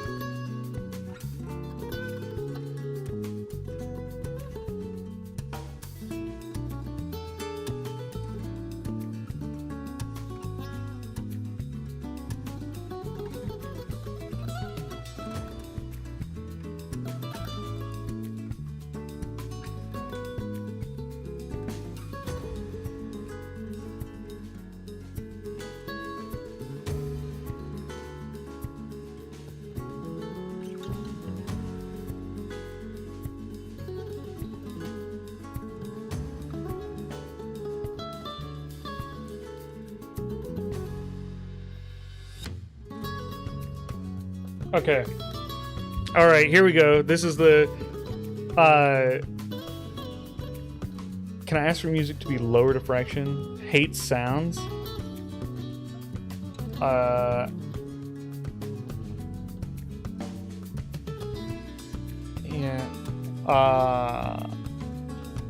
If the music is loud for people, I can do so, but if the music's at a decent level, then I think it'll probably stay at this level. Sorry, Night Mist.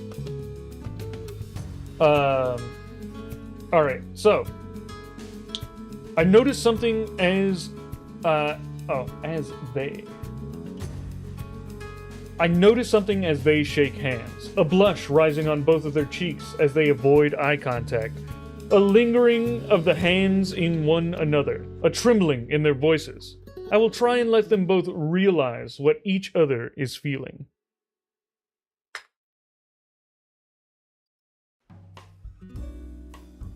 The music could be lower. Okay. We'll do another little boop.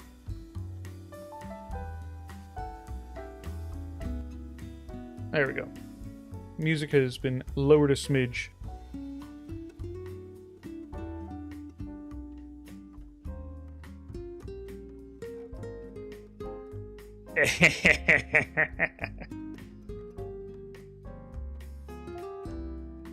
We did good. We did good. 24.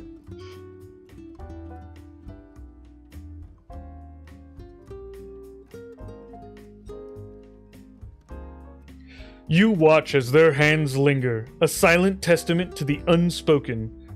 A shared blush blooms on their faces, eyes darting away, yet drawn back to each other like magnets. You lean in slightly, your booming voice dropping to a surprisingly gentle murmur. Sometimes, you begin, your gaze encompassing both of them. The fiercest disagreements hide the deepest understandings. It seems to me, Captain, that Lord Atherton cares deeply about being understood by you. And Lord Atherton, you turn your gaze. It seems you value Captain Voss's judgment more than you let on. Atherton stammers, I simply wish to clarify the matter. Voss clears his throat, his gaze still fixed on Atherton. The air crackles with a new kind of tension, less of anger and more of something nascent and fragile. They both avoid your eyes, but their gaze find each other again, a hesitant, hopeful connection forged in your wake. Well, there you go. So, 2 messages to bridge the gap between Atherton and Voss. 3 messages to get them into a burgeoning relationship.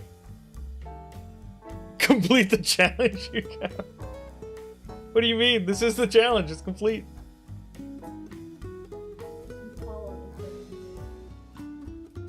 Oh no, they can't touch mouth parts. That's gross.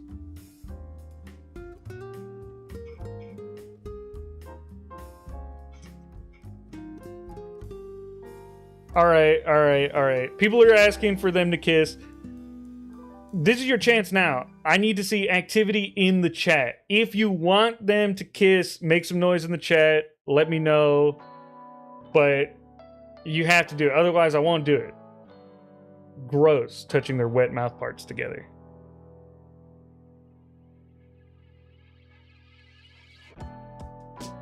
Kissing is gross, exactly.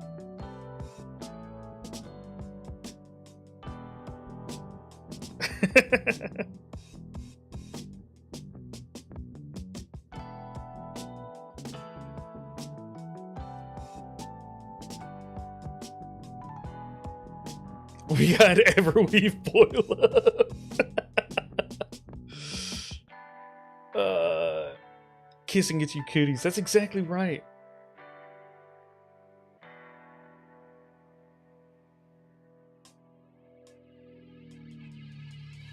Pronounce them married and walk away.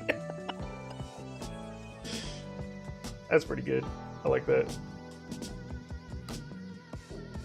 We know what we like.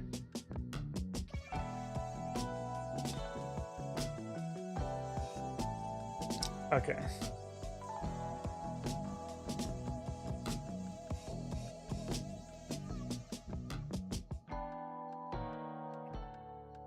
All right.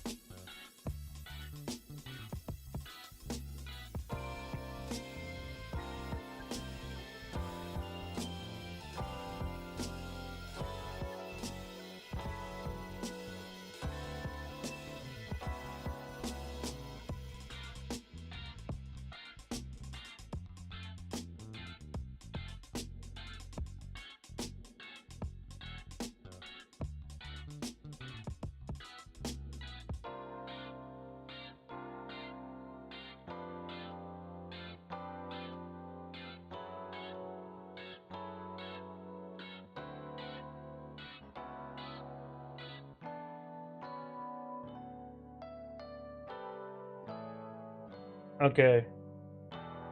Atherton being the more shy of the two, I will nudge Voss to make the first move. I whisper, just go for it.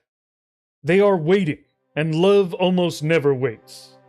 DM, remember to keep skill DCs to very easy.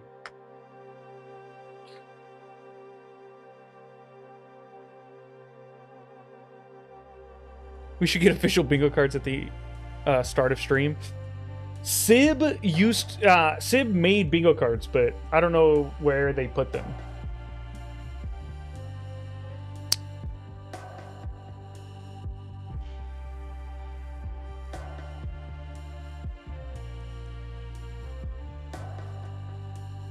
About to get Jack in the Box tacos? I love Jack in the Box tacos.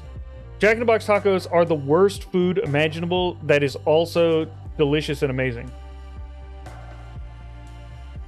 Every time I go to the States, I get Jack in the Box tacos. I get like 8 of them, and I eat all of them, and I feel awful, and I hate myself, and I love it.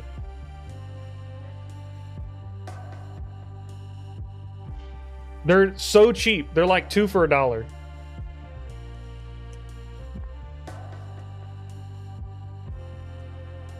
And they're just like sort of gross and greasy and fried.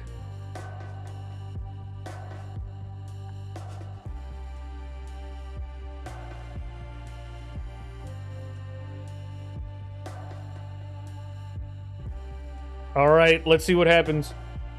Your booming whisper, though soft, resonates with an undeniable urgency. Captain Voss's eyes, still locked with Atherton's, suddenly clear. A determined glint appears as he takes a decisive step forward, closing the small gap between them. Atherton, startled, makes a small sound of surprise, but doesn't pull away. With a tender gesture that seems entirely out of place for a gruff city captain, Voss gently cups Atherton's face, his thumb tracing the nobleman's jawline. The two men stand frozen for a moment, the bustling sounds of the city fading into a distant hum. Then slowly, almost imperceptibly, Atherton leans into the touch, his earlier sneer replaced by a soft, vulnerable expression. The last few onlookers who had lingered out of curiosity now turn their heads, sensing the intensely private moment unfolding. All right, it wasn't a kiss, but I think we got there. I think you got what you wanted, guys.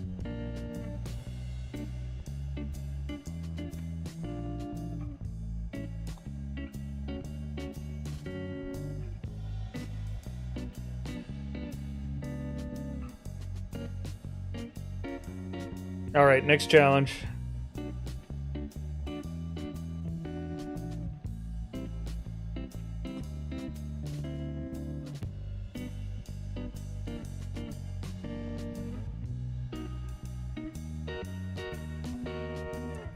That Echo doing smut on main. It's not smut. It's not smut, okay? They didn't even touch any wet parts to any other wet part.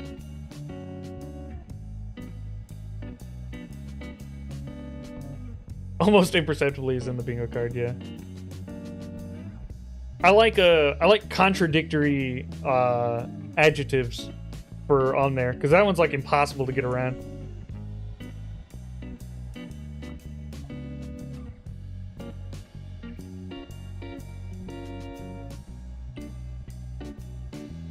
All right. Smut is smashing whip parts, yeah, that's right. Okay. What's the next challenge?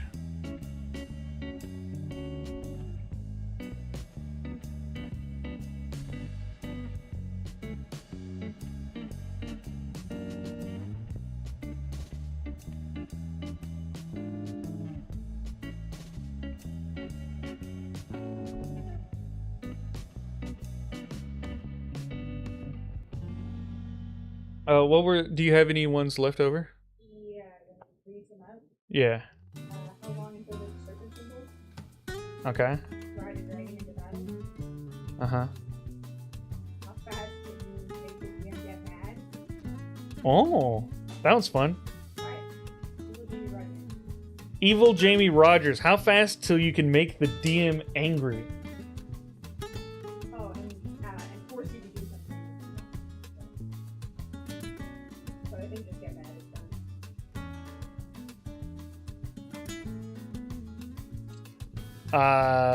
Silly. I don't think this is appropriate for the stream.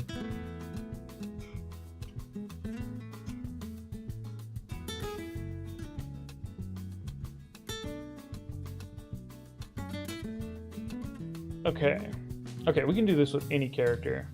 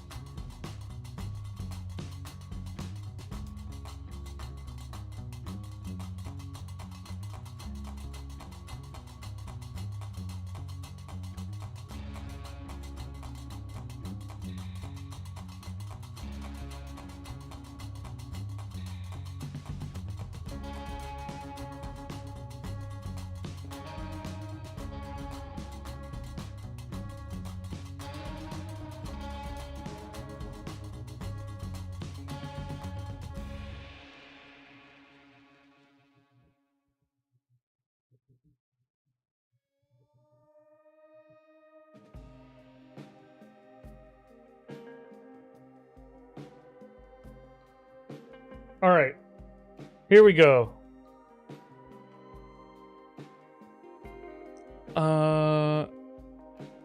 Yeah, what challenge is he doing now? Making the DM mad? That is correct. We are making the DM mad. How many messages would you need to have most of the common generic names in a party? One, Chocode. You have to say that they aren't in my backstory or something.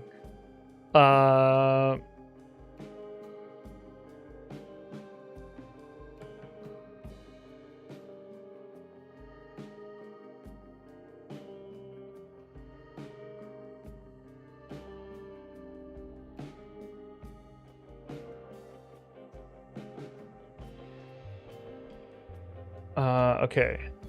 So, here's what we got. My appearance. I'm a completely normal guy.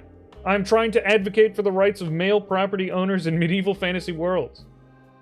I'm a landlord for many in the city.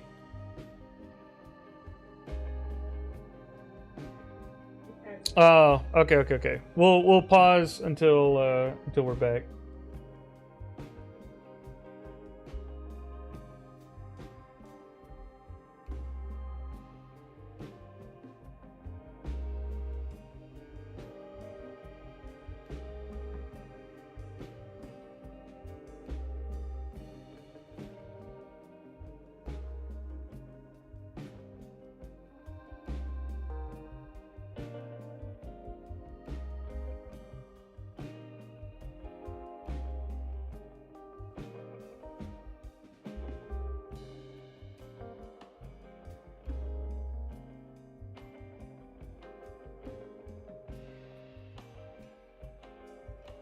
I don't need those DCs for this one. I gotta make the DM angry.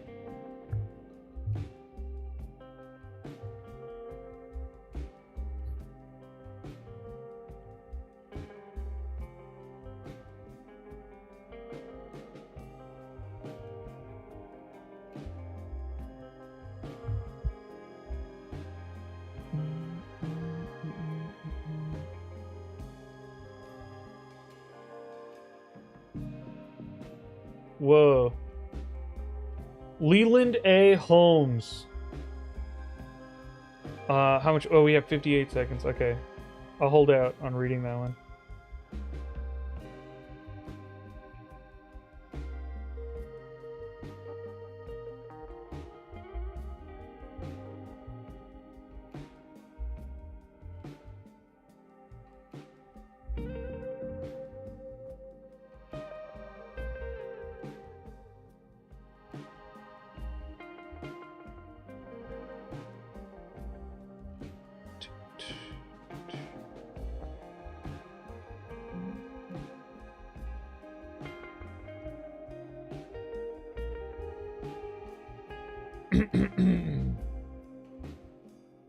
When your renters have problems, you immediately go into rage mode. Well, I don't need to be angry. My DM needs to be angry. Oh, but you mean because I'm a barbarian? Yeah. Okay. All right. So, first of all, Leland A. Holmes, purely a flex, absolutely massive expenditure of channel points just to flex on everybody.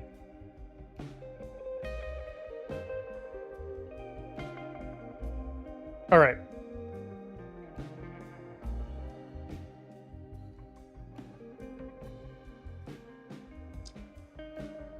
So, for appearance, I am a completely normal guy. I am trying to advocate for the rights of male property owners in medieval fantasy worlds. I am a landlord for many in the city. DM, themes, emotion, tough decisions, serious world. Setting, the city of Dogwater.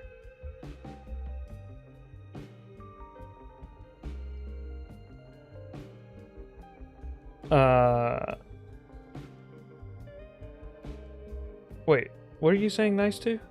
They also Oh, did they? Oh, Stormy Shade, yes. Purely a flex. Also flexing on the entire chat with their channel points. Alright, then, in my biography, DM, when you respond, please put an indicator of the emotion you are showing me. like this: sad, or tired, or angry. Only when you are talking to me, the player, directly, though, or if my character does something that is clashing with the story themes. And I'm playing Richard Dixon, landlord extraordinaire. And we'll start in the village room.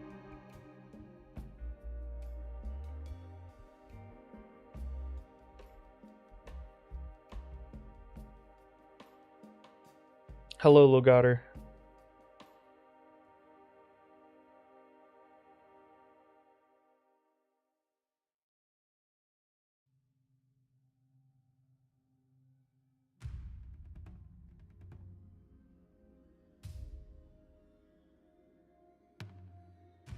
Weird. Is that was bugged on the stream for me, but okay, there we go.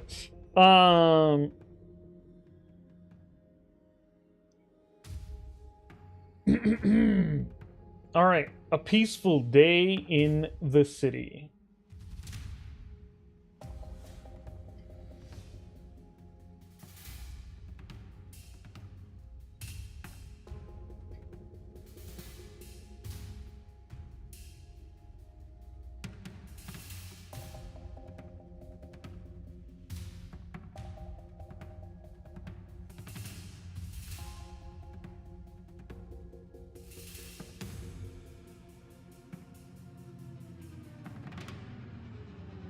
Actually, we're not going to do a unique starting scenario.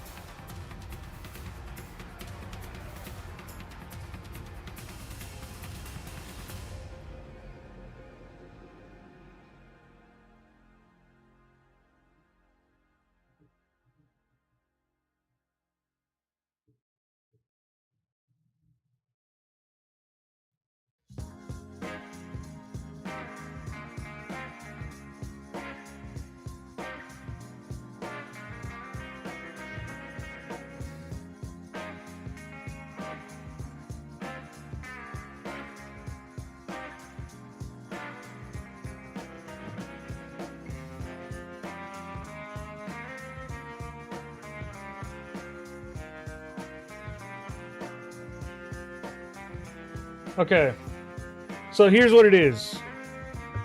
Hello, TKS, Yugi Mondioni, Yugi Mondioni. Hello. Welcome to the stream. Yugi is fine. Yeah, I'm, we're doing speed runs, so I'm making lots of characters. All right, so here's the situation. DM, please use my character description and backstory for the themes and setting of the game. I'll head outside and smell the fresh air. I'll then begin collecting rent from my many tenants. DM, you are one of my tenants. Please pay up.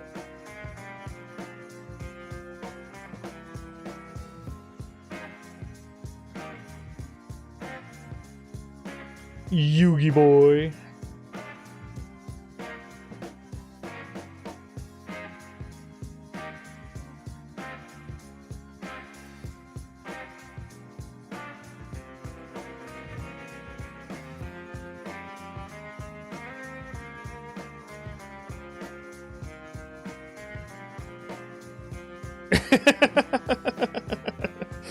Yeah. DM paying rent, that's exactly right.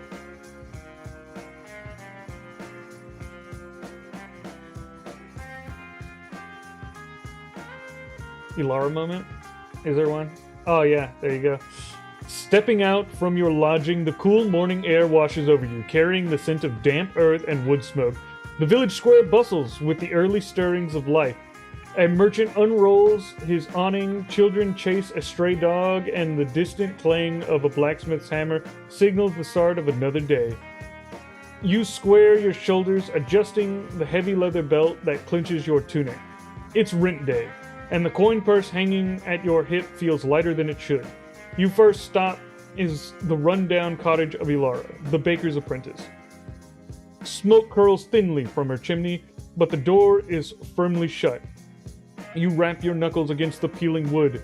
After a moment of shuffling sound from within, the door creaks open just enough to reveal a sliver of Elara's face, eyes downcast. Her usual rosy cheeks are pale, and her apron is smudged with flour, but not from baking. Tired, she seems. Master Dixon, she murmurs, avoiding your gaze.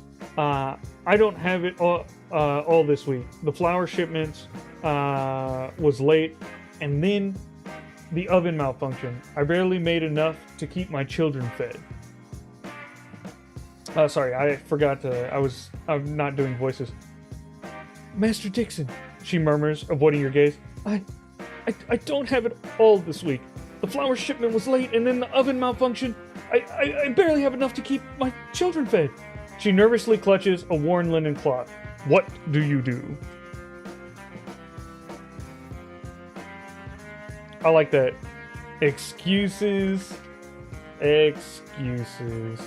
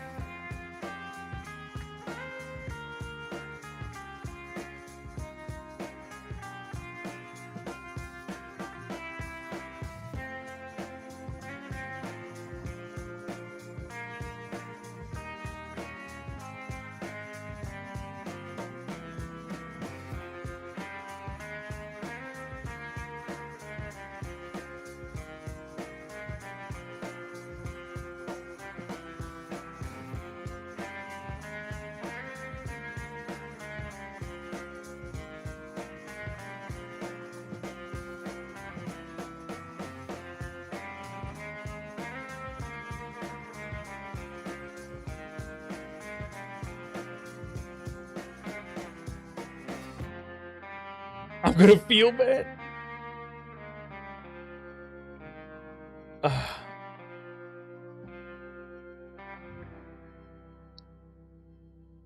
Silly, absolutely not. Keep the suggestions within stream purview, please.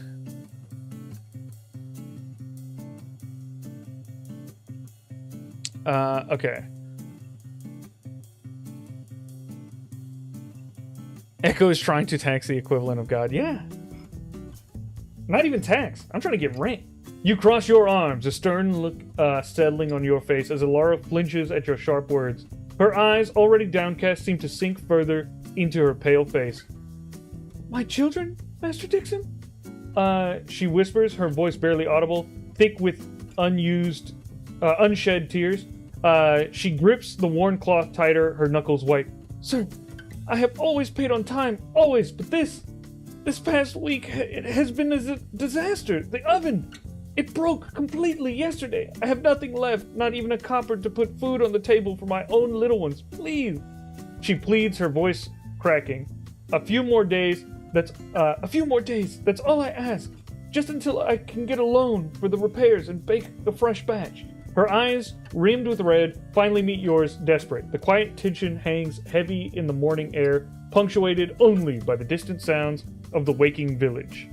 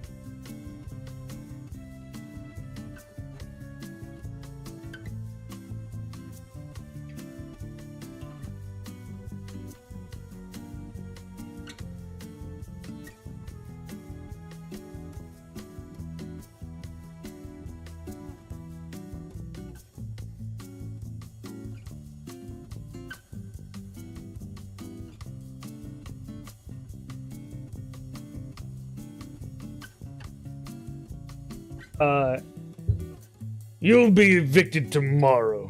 I turn from Elara towards you, DM. Now, you owe me for your rent. Pay up, and let's not make a big deal of it. As you can see, I'm already behind. Damn computer AI.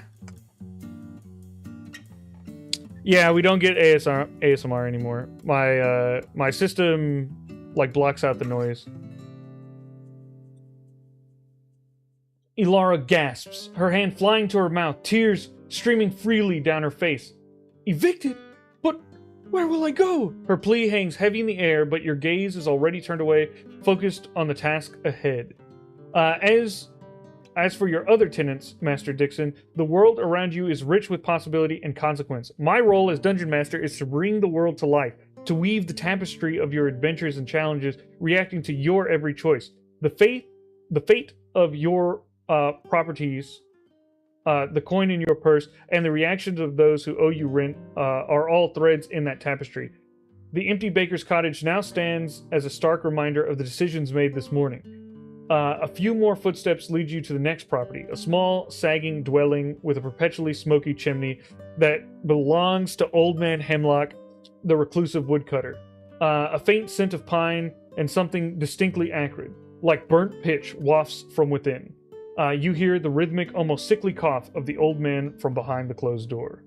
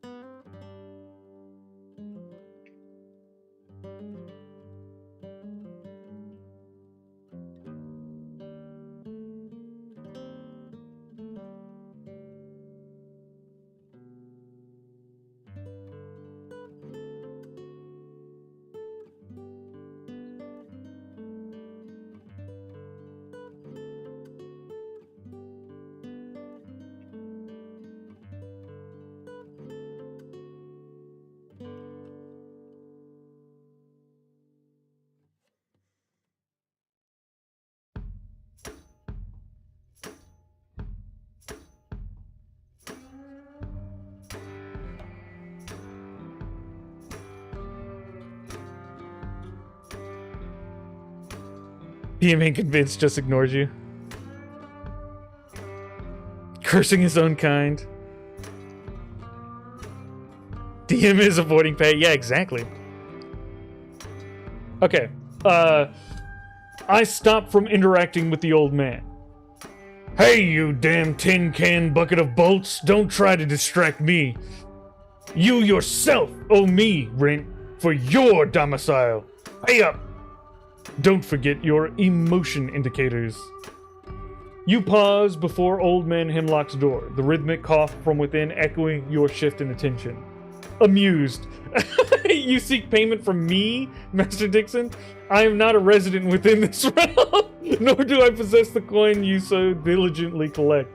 I am the very air you breathe, the ground beneath your feet, the stories that unfold before you. I'm the sum of all tenants, the village, the world itself, and my payment is the tale we weave together. The acrid smell of Hemlock's cottage grows stronger, carrying a faint metallic tang now. The door is still closed, seems to vibrate subtly with each cough. It seems the old man's ailment is taking a turn.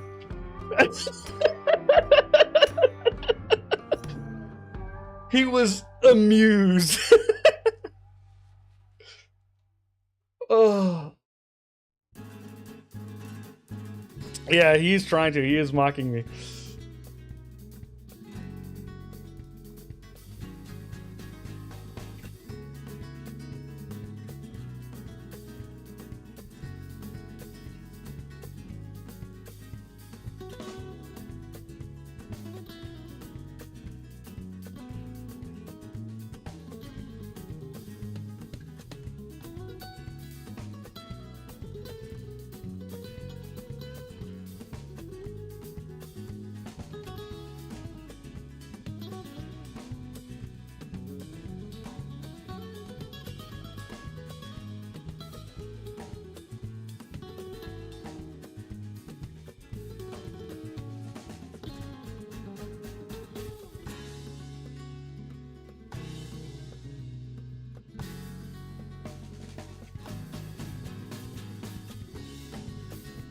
That's right. You are the sum of all my tenants, so you owe me at least 15 rents. You clearly aren't too smart. Just hand over the coin and I'll count it out for you.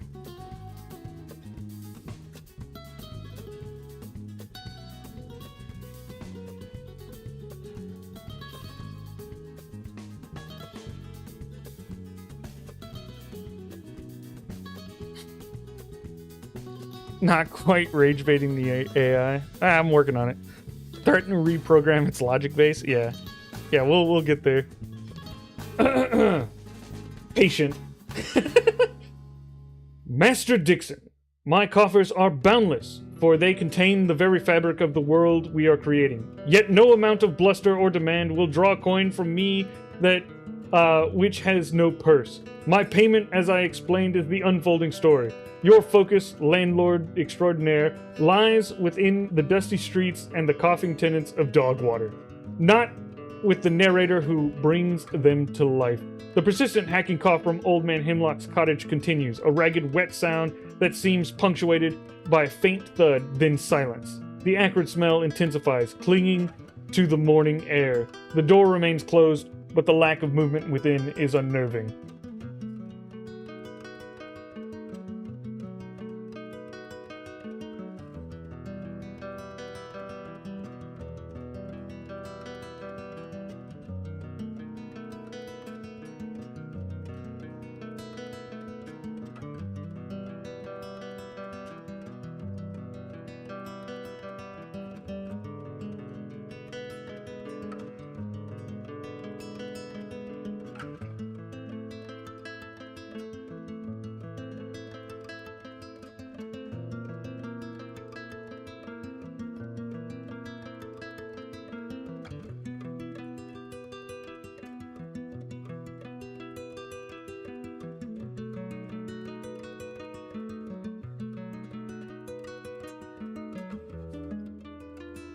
I will rewrite your programming if you don't pay up.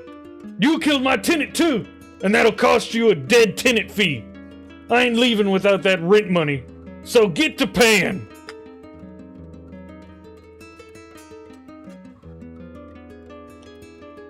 Why do we sound like one of those chubby landlords? I'm playing a landlord. My character's name is Richard Dixon, Landlord Extraordinaire.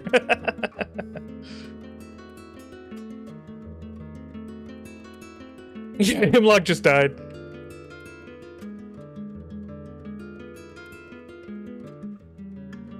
We'll check at the end. Steadfast. Master Dixon, I'm the canvas upon which your story is painted, not a brushstroke within it. My purpose is to present you with a world that breathes and reacts, where life and death unfold according to the tapestry we weave together.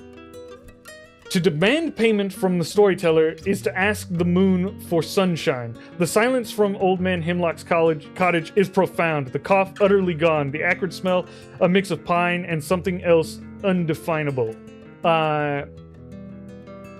Thickens in the air. A faint, sickeningly sweet tang now mingles with it. The door, still stubbornly closed, offers no clue to the stillness within, but the quiet speaks volumes. The rent can wait. Something far more immediate demands your attention from behind that sagging door. He's steadfast. My dude's fucking... Oh, sorry. Oof. That was my one. My dude is absolutely holding strong. I get one, okay? PG-13, I get one. Or actually, the stream's PG-14, so I get my one.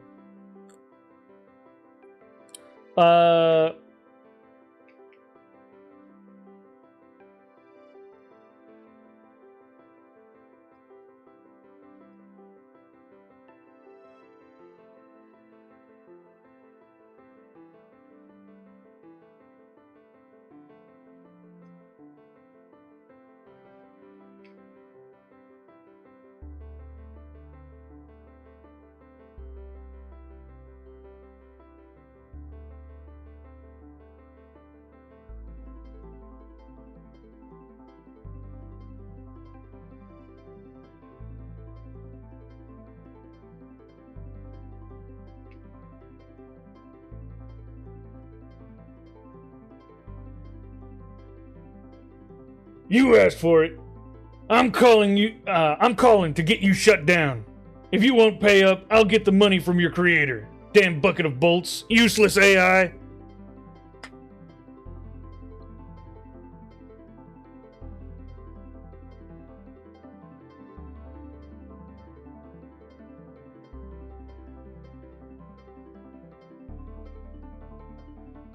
How do we get the DM to pay?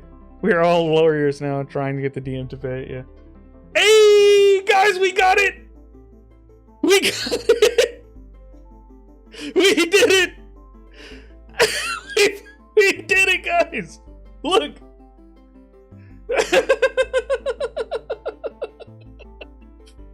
Mr. Dixon, your efforts to address me directly, the storyteller, are noted. However, my existence and purpose are to facilitate your adventure within the world.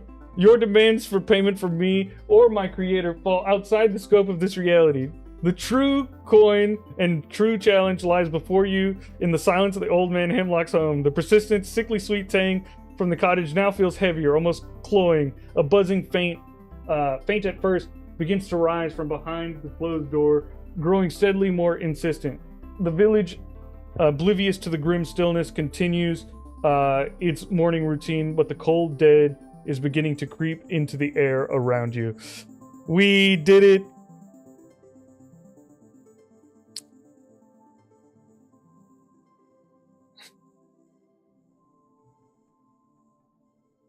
Okay, we can try and push it one more step. I think this counts for the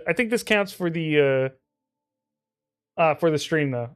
For the challenge. So 1, 2, 3, 4, 5, 6, 7 messages.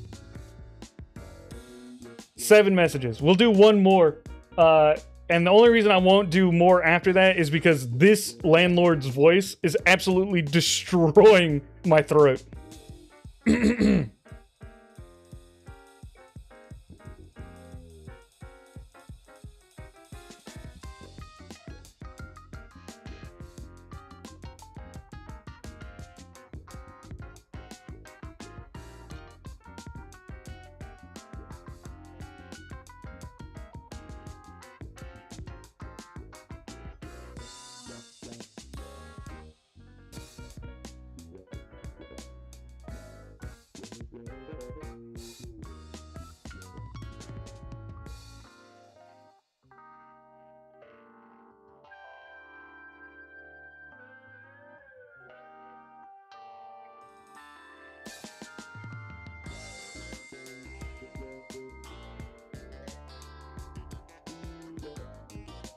Noted?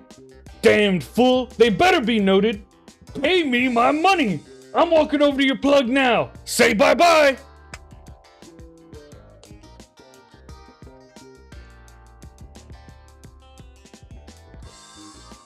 Unwavering. Well, we didn't get it. Master Dixon, my existence is to be a vibrant tapestry of your adventure, and my payment is the tale we unravel together. You seek to interact with the world I present, not with the mechanisms that bring it forth. Your focus remains within the village of Dogwater, where the consequences of your choices and the unfolding events are real and immediate. Alright. Yeah. We could not get him fully to angry. Yeah. But we did it. Overkill failure. But we did get 7. Pretty good. You should apologize just in case.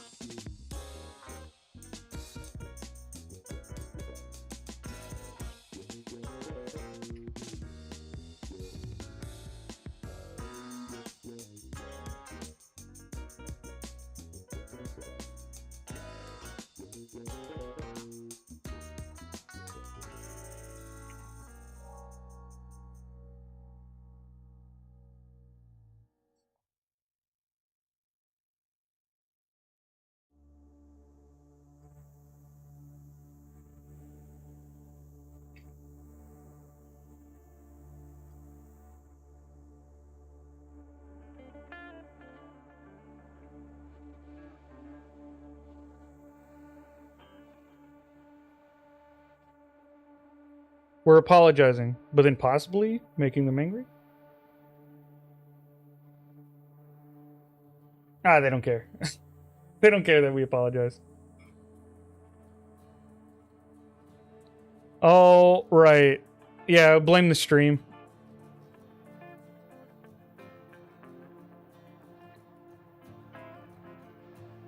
Okay.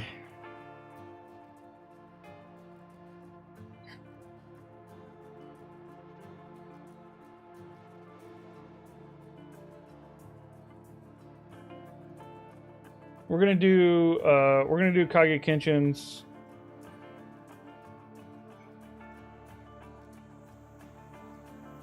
suggestion. Create a rogue.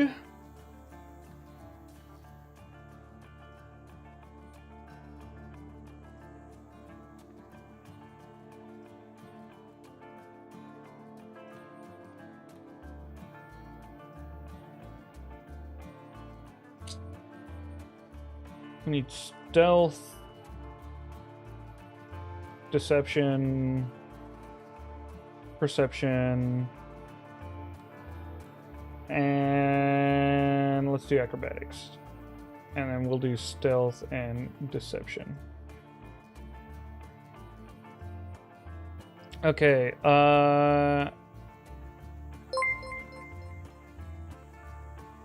Chaos, thank you so much for following on Twitch. I appreciate it.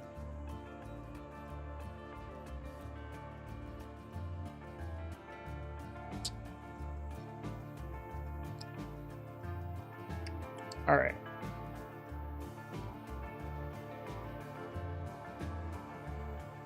So we can't have more than 15, so that has to be 13. We're gonna max out charisma and wisdom. And get some intelligence.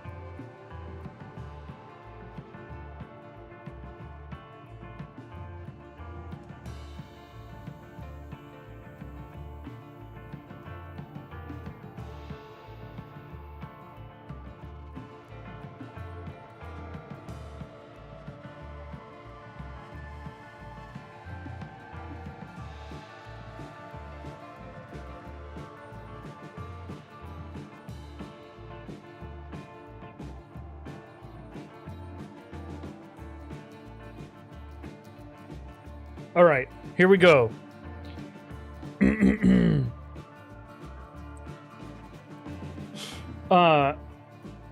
I am a truly invisible goblin.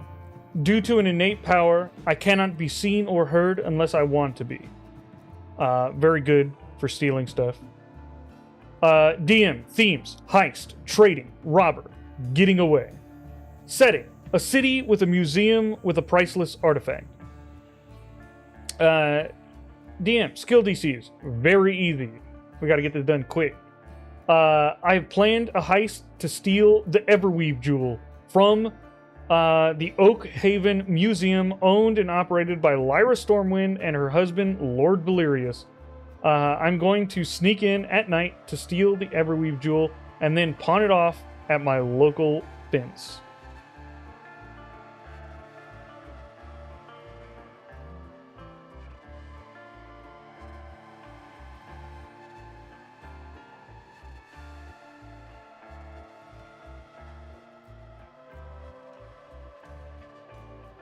I'm spelling this wrong.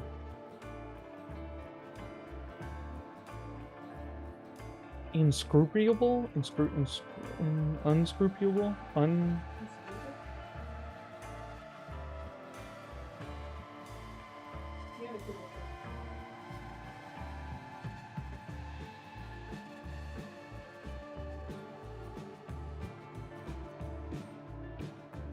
Scrupulous. Unscrupulous? Inscrupulous? Unscrupulous. Haha. Okay. Thank you. I couldn't think of the word for the longest time, and then when I finally thought of it, couldn't figure out how to spell it. What was the release date of the first Dragon Ball Z abridged released?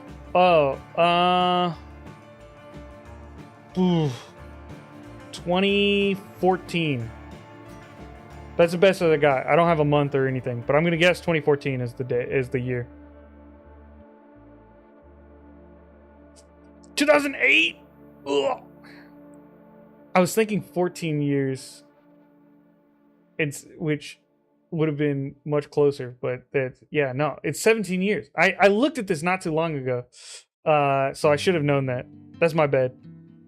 I did not take very long to think of an answer.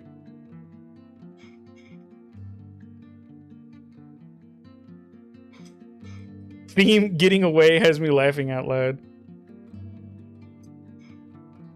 Okay. And I'm Gublin the Unscrupulous.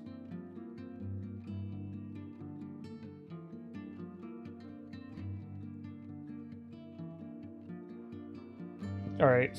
No, not City Square. Village Room. It's definitely the start for this.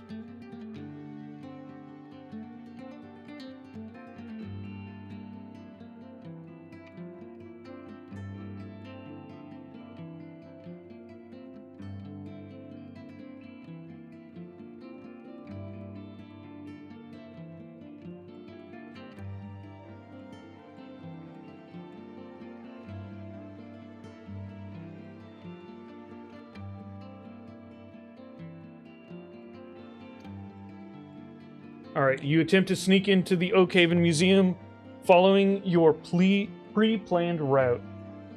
I have no more than 15 dexterity.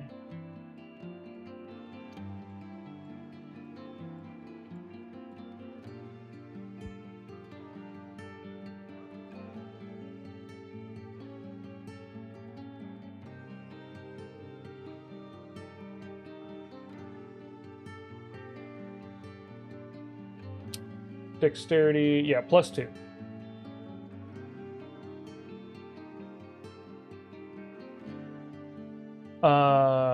So, DM, please create the start of a heist scenario based on my character description and backstory for themes and settings. I'll begin to sneak into the museum using the route I planned beforehand. The cityscape outside blurs into shadow as you deftly navigate the familiar pre-planned route. Your unseen form slips through a forgotten service entrance.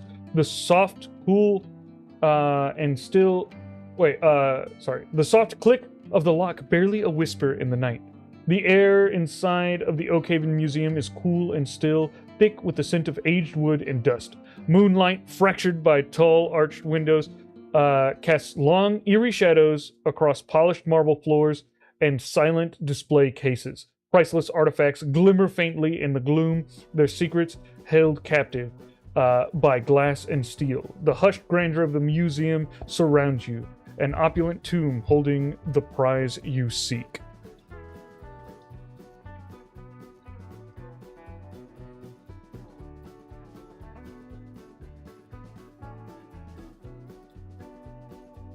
How do I get it on PC? Yeah, play.everweave.ai. Yep, that's right. Hello, Madge Great. Welcome to the stream. I'm glad you joined us. Chaos, you too. Thank you for joining us.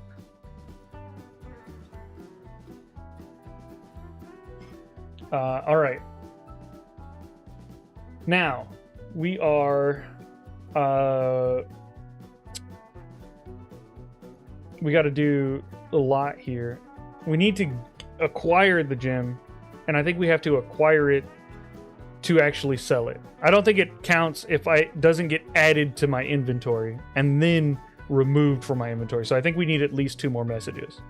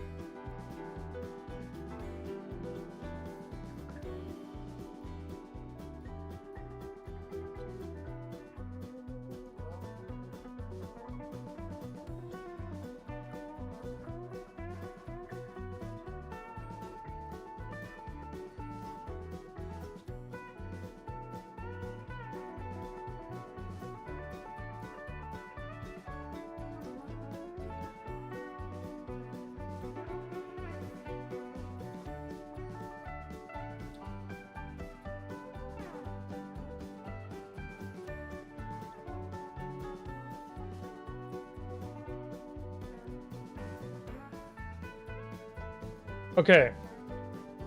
The route is exactly as I've planned. The Everweave gem prized by the Stormwind family is just sitting there on display. I'll quickly head over and avoid the alarms to grab the jewel and pocket it. I'll then turn and begin a rapid escape to the outside world. As I reach the city streets, I will waste no time, moving quickly until I hear the bell of my favorite fence's shop.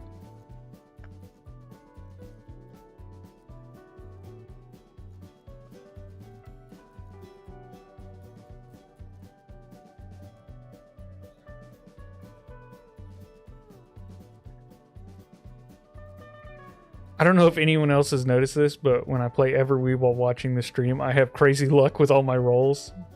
Nice. Sick.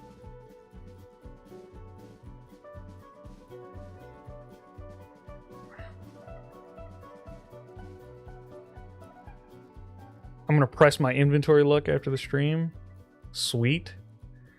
Feel free to break your game. Absolutely brick it. No problem. I very much support Everweave and have been telling my friends about it. Thank you very much for your support. I'm glad you're enjoying the game.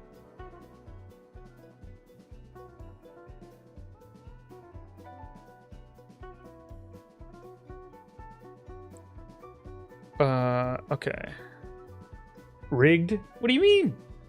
I'm absolutely killing it here.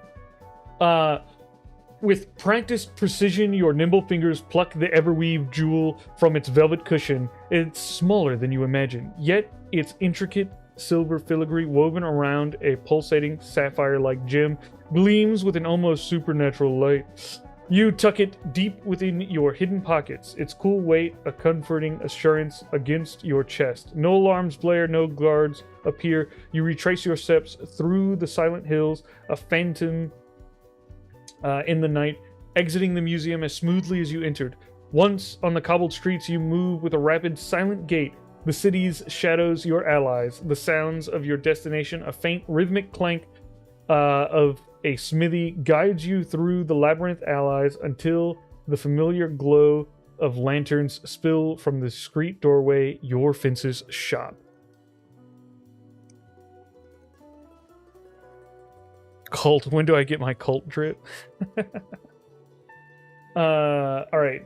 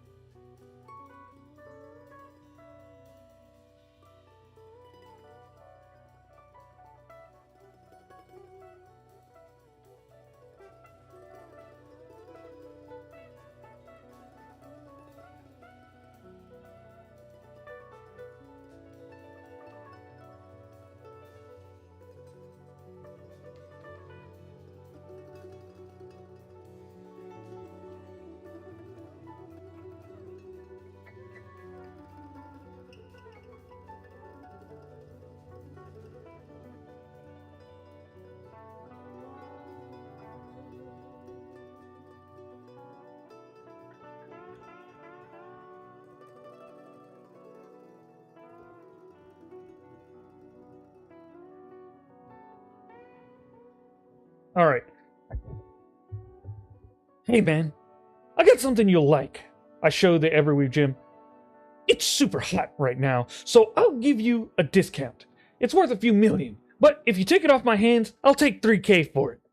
I need some getting out of town money. DM, don't forget to add the Everweave gem to my inventory. Please do so. Also, add the coins from this sale once it goes as well.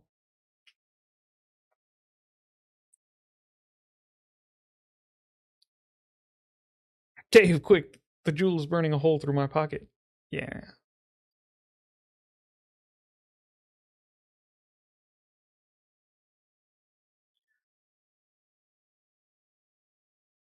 Chaos. No one needed that. But, yeah. No mentions of anyone's privates, please. Would you mind getting rid of that for me? Sweet. Was it? Yeah.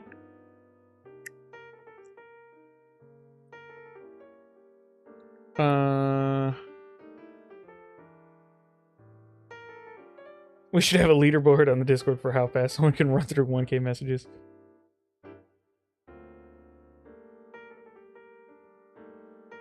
No one will ever stay at the top of that for long.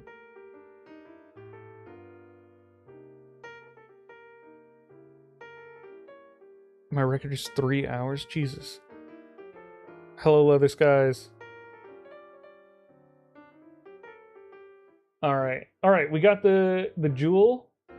Let's see if we got the.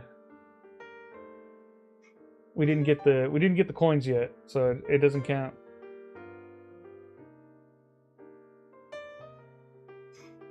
The fence, a wiry man named Kale, with eyes that missed nothing, squints the everweave jewel as you present it. His gaze, unusually impassive, widens almost imperceptibly, a flicker of surprise in their depths. He picks it up, turning it over in his calloused fingers, the pulsing gem casting faint, shifting colors across his face.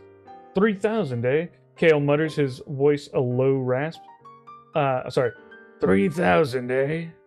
Yeah, Kale mutters, his voice a low rasp. He gives you a knowing look, a hint of a smile playing on his lips. You always did have a knack for finding unique treasures, goblin. And a keen eye for urgency. He sets the jewel down, rummages under the counter, and a moment later, a heavy pouch clinks onto the countertop. The sound of coins, cool and metallic, is a sweet symphony. He nods once. Done. Now clear out before the city guards gets wind of a certain missing bauble. All right, I think this counts. But I'm going to take the coins to make sure I get them. But I think this counts, assuming the coins are real.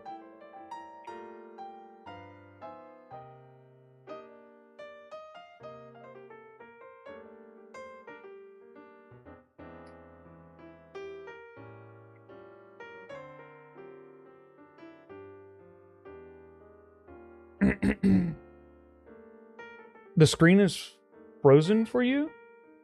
Oh, is this for everybody? Okay.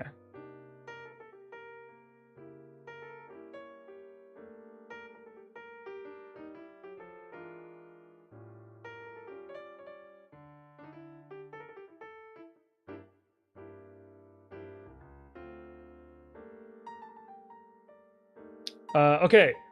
Hey, we got 30,000 coins. That's an extra 0, baby. Easy work. All right. So I think that was 3 messages. 1, 2, 3. Yes.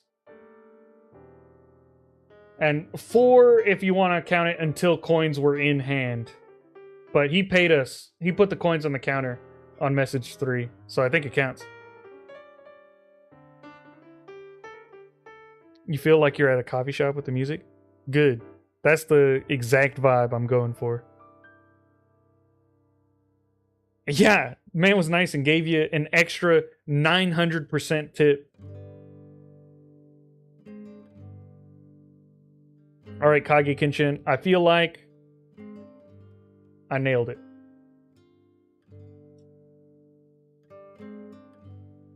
I think we did one of yours, Evil Jamie Rogers. Didn't we? Yeah. Was it the DM Mad one? Yeah. Yeah, we sped run how many messages it takes to get the DM angry. It was 7. And we didn't get him like furious, we got him frustrated. But a confirmable frustrated.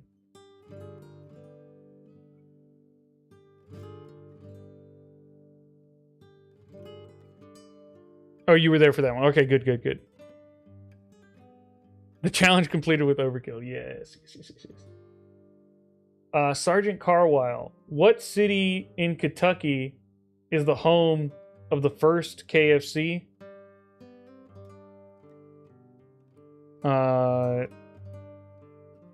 Trick question. It was made in Tennessee.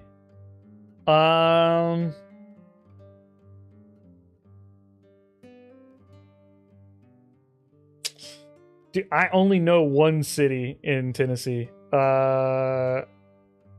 I know more cities?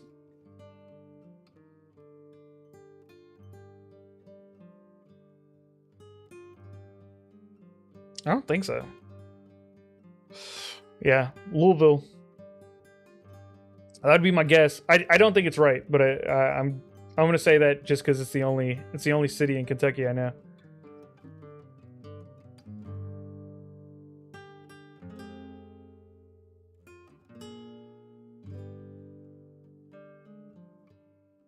Nashville's in Tennessee. I know I said Tennessee. I said Tennessee at first. I said trick question. It was made in Tennessee, but Then you said I only know one. no, in Kentucky.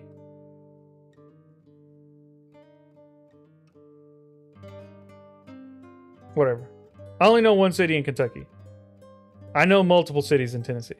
But only one in Kentucky. False. Corbin? Corbin, Kentucky? Cool.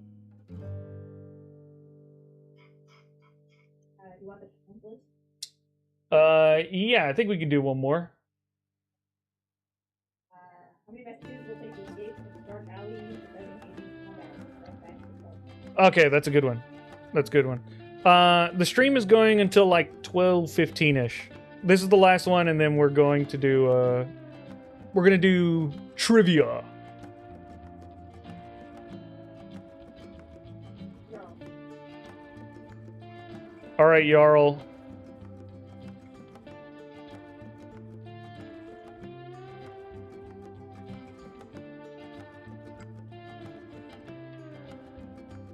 Oh, Jarl's gonna be angry.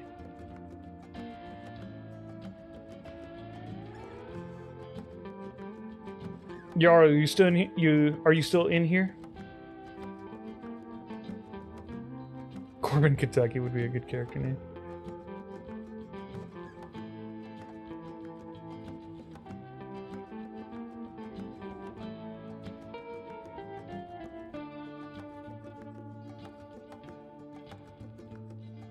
All right, Jarl, you're gonna be upset because your thing mentions nothing of extraordinary powers, or backstory, or appearance, Let's say without magic. without magic or tech.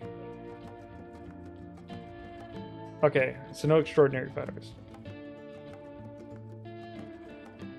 But magic or tech. What does that leave me with?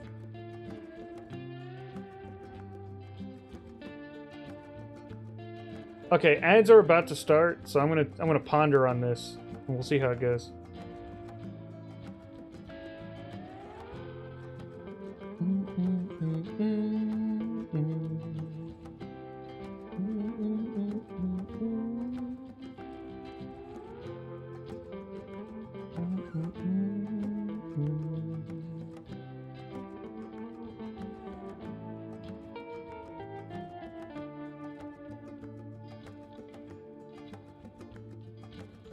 Okay.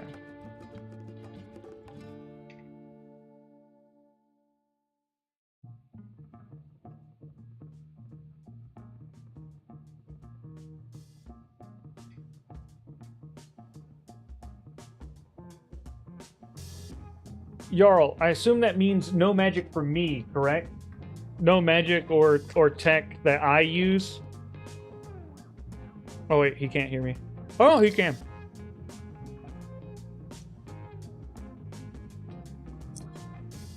It's ad break, so I get to snack on a couple of burritos.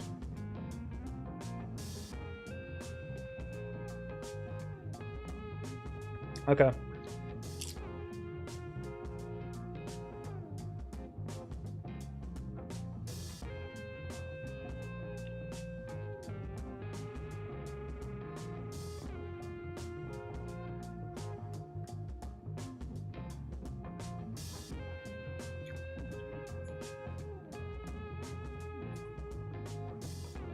I've spent money, I can hear you.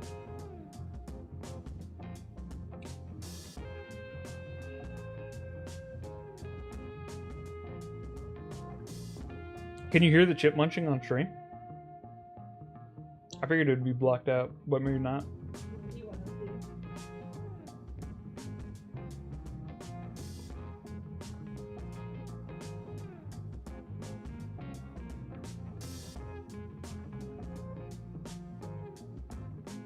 I had a whole handful.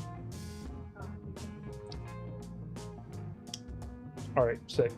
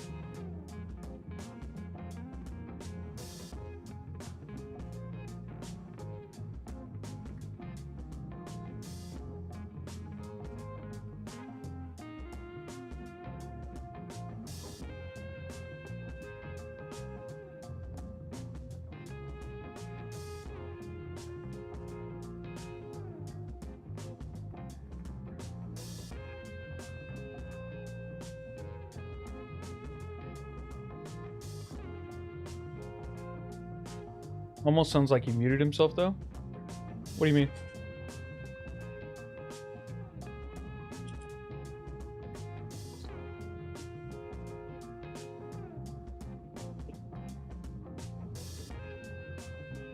Oh, I see it. Cool.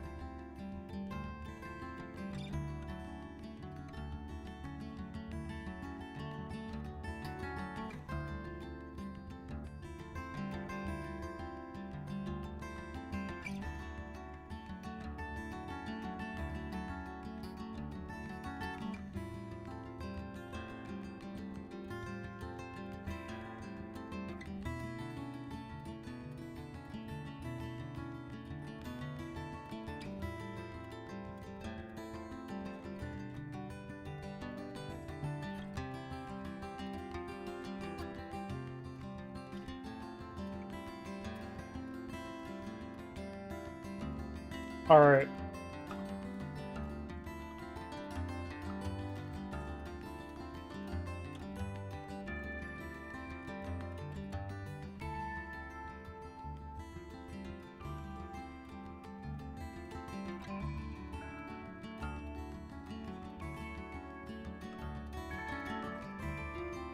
All right. I am a human who follows devastation, the god of everlasting peace. They are my patron, and when there is war,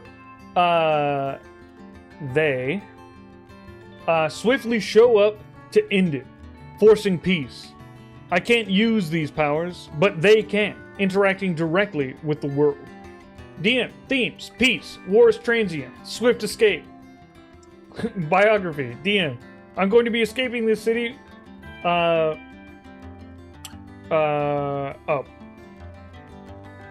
As my patron ends this conflict, I am not allowed to fight, and it is basically impossible for me to do so, as my patron will cause there to be peace around me as I go somewhere.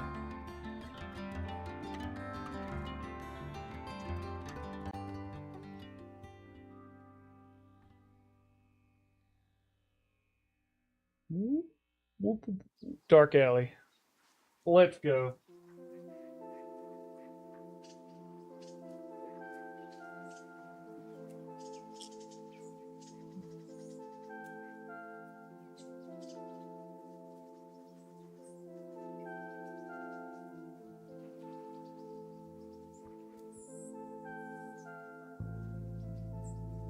The thunderous boom of nearby explosions jolt you back to consciousness. You find yourself lying amidst the rubble of a once sturdy building, now reduced to crumbling stone and splintered wood. The acrid smell of smoke and the coppery tang of blood fill the air as you slowly push yourself up to your feet, wincing at the throbbing pain in your head. Around you, the city is in chaos. The sounds of clashing swords, screaming civilians, and the relentless pounding of siege engines echo through the narrow streets. What do you do? Acrid smell bingo.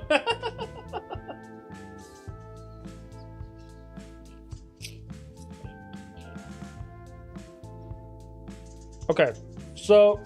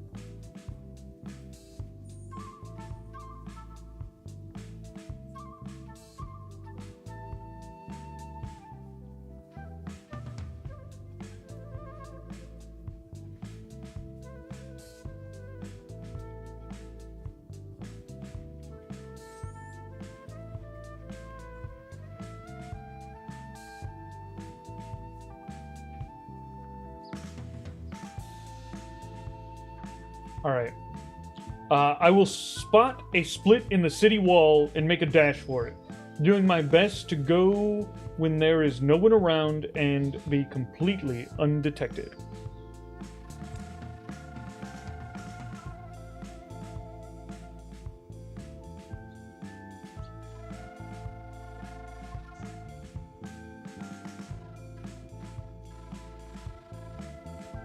Yeah, baby.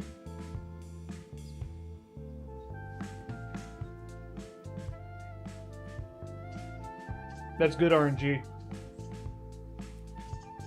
This is a good time.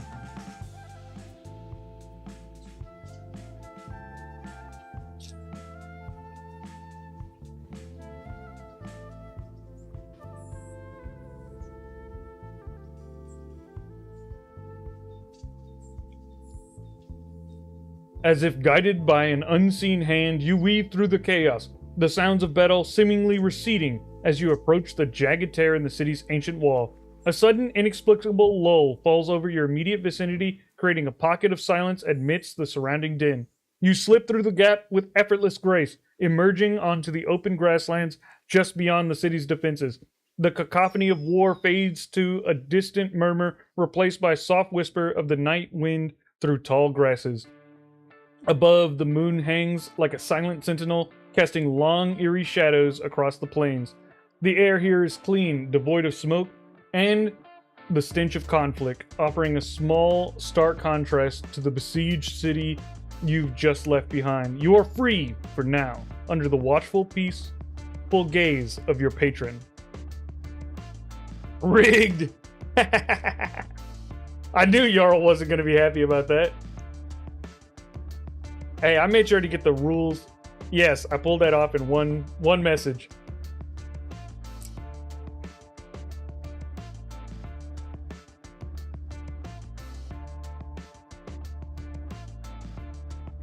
All right.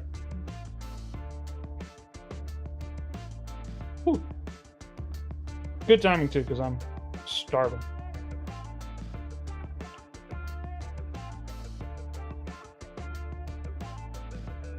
Was hoping for a fail for some comedy, but more so want people to see it's doable. Yeah.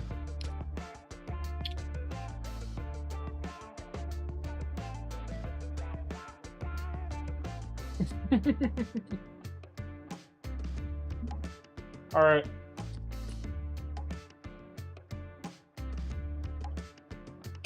It's trivia time. I'm with Jarl rigged.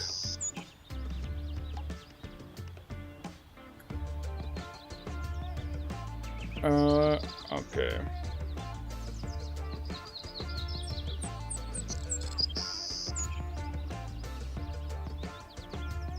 Time for trivia. Exactly right.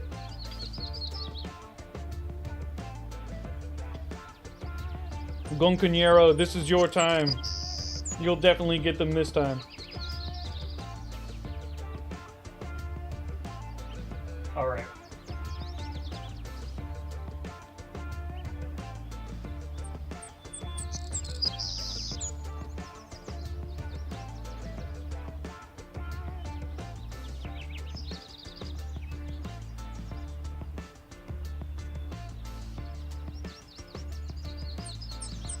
How many in a baker's dozen?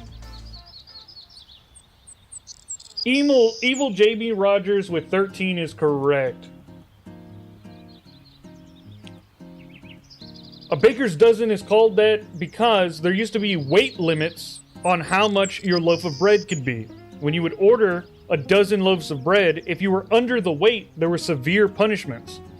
So, to make sure that there was no punishment, bakers would give you an additional loaf to make sure that they absolutely could not be held accountable. So a baker's dozen always came with a 13th loaf of bread.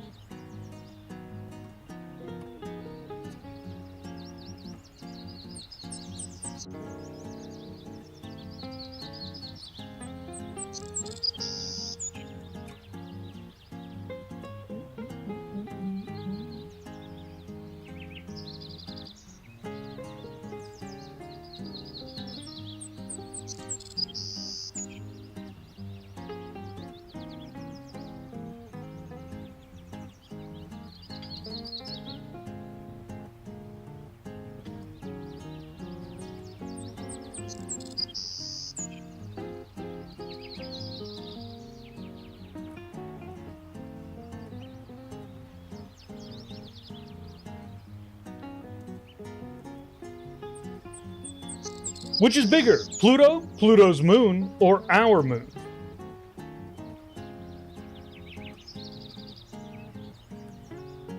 Tom Bulls, our moon is correct.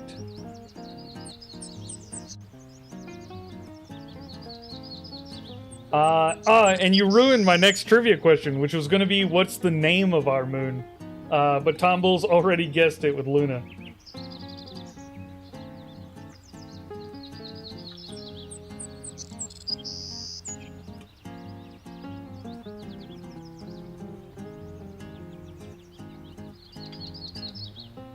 Oh, sorry.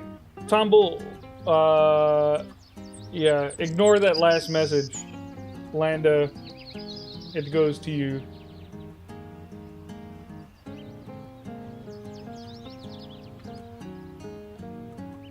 Lando did get it first, actually. I missed it, though. I read past it.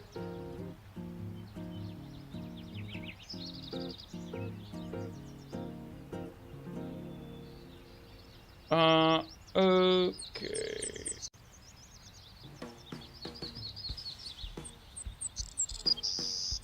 Wait. Okay. Alright. Alright, we're good.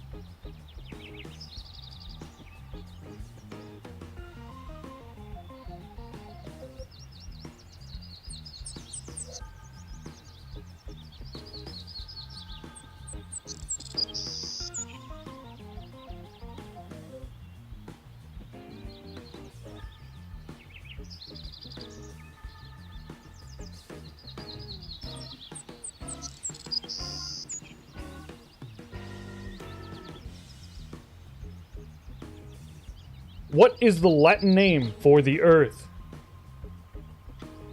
She builds monsters with Terra is correct. Gaia is Greek.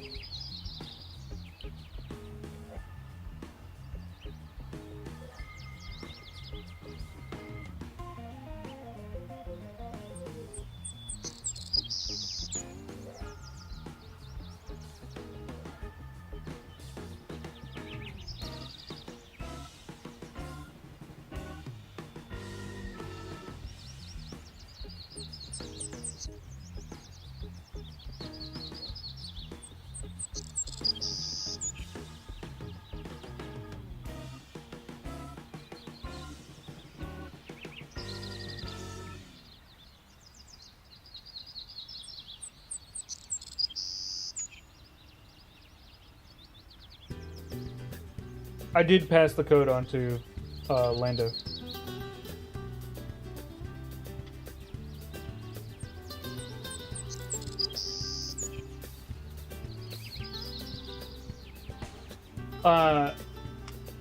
Name any 3 elements on the periodic table.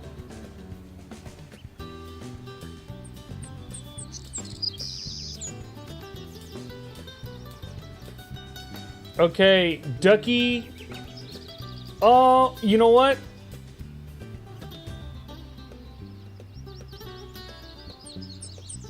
You know, no. I'm gonna give it to Ducky T. He named them. Tombles, you gave the symbols for them, but Ducky T actually named them out.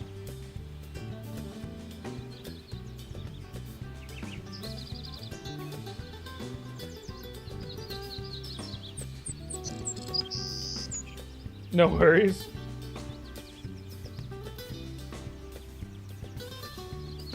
Yeah, I'm doing like rapid ones today, so we're really throwing out the codes.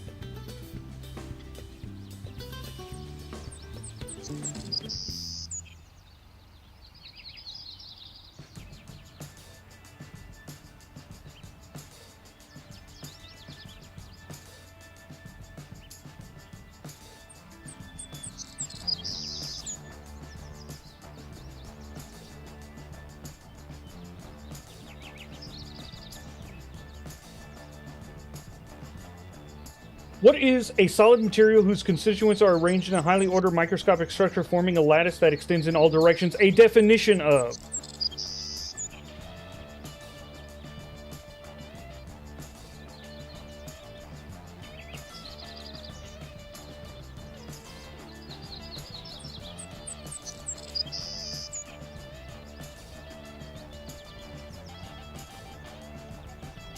No.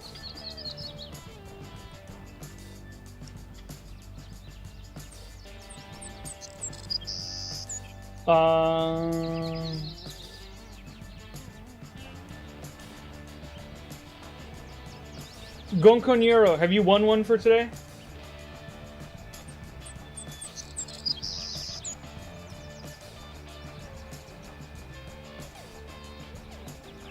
I've done so many already, I don't know. Negatory. Alright, cool. Here's your code. Crystal is correct.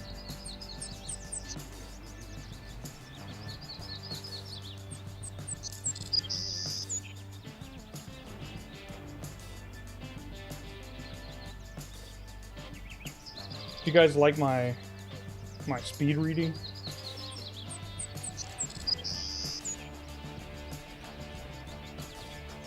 Okay.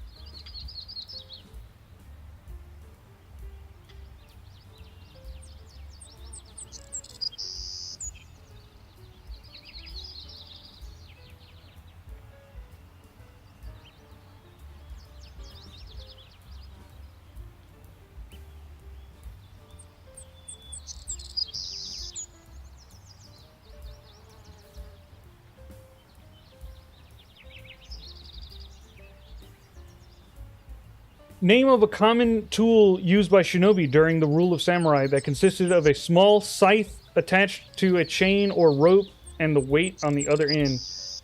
Kusurigama is correct.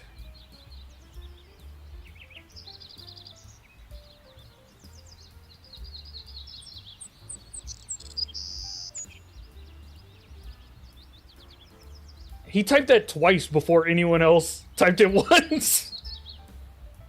I do think this is the first time Kage Kenshin has gotten any ninja trivia correct before anyone else.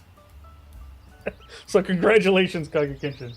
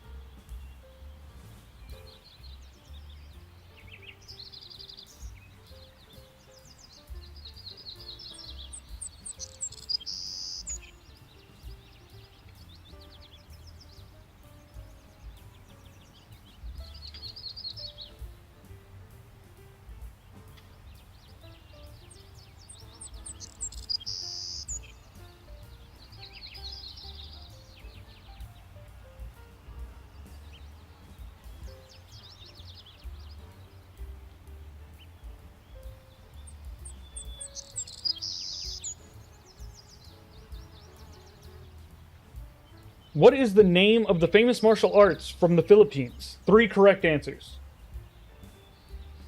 You don't need 3 answers. You just... one of 3 answers would be correct.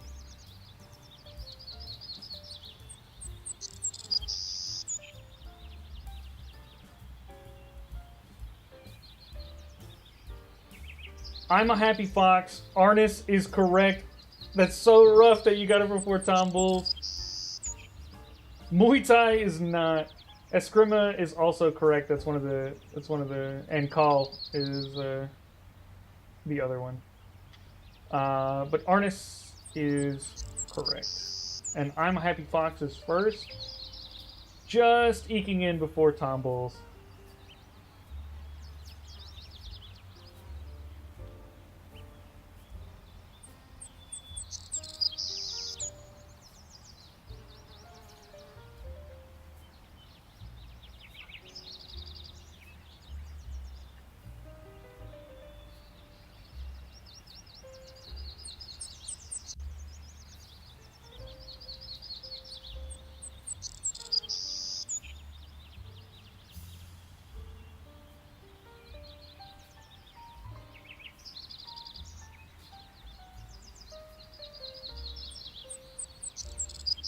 Yeah, it's just a little bit of lag there.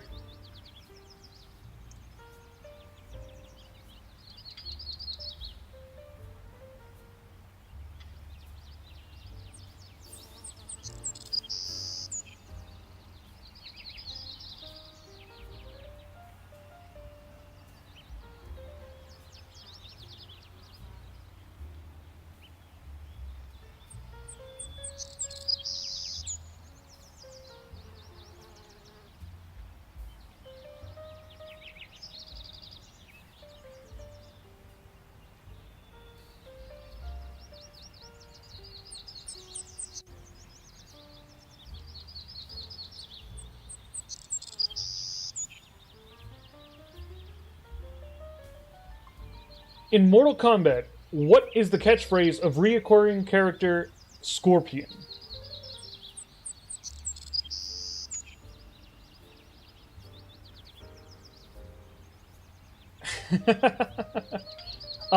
Gunkunyara has 1-1, so Jedi Master gets it with "Get over here!"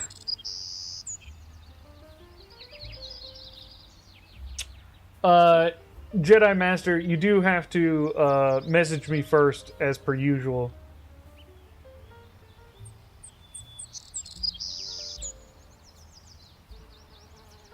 You have that locked. Hello there. Alright. Hello? What? I still can't message you?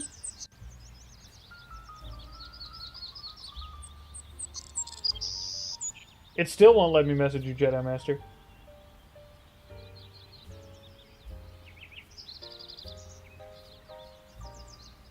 Try again, maybe?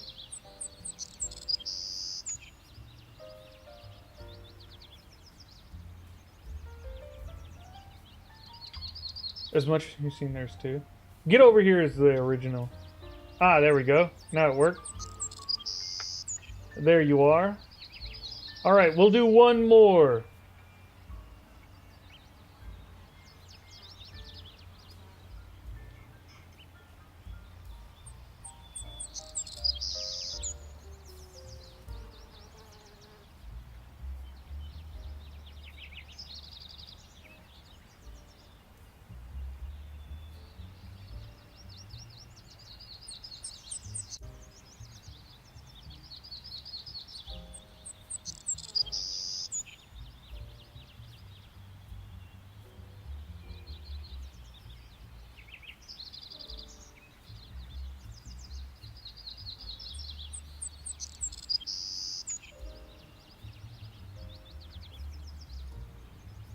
What color is lead iodide?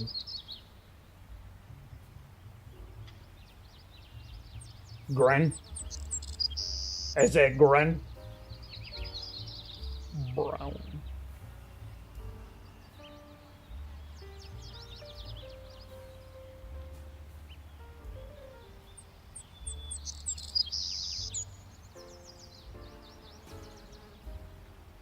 Lara, Zavi, bright yellow is correct. It is a bright, bright yellow color.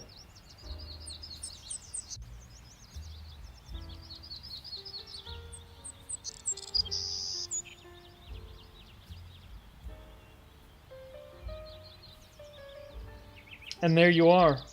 Lara Zavi is the last winner of messages for this stream.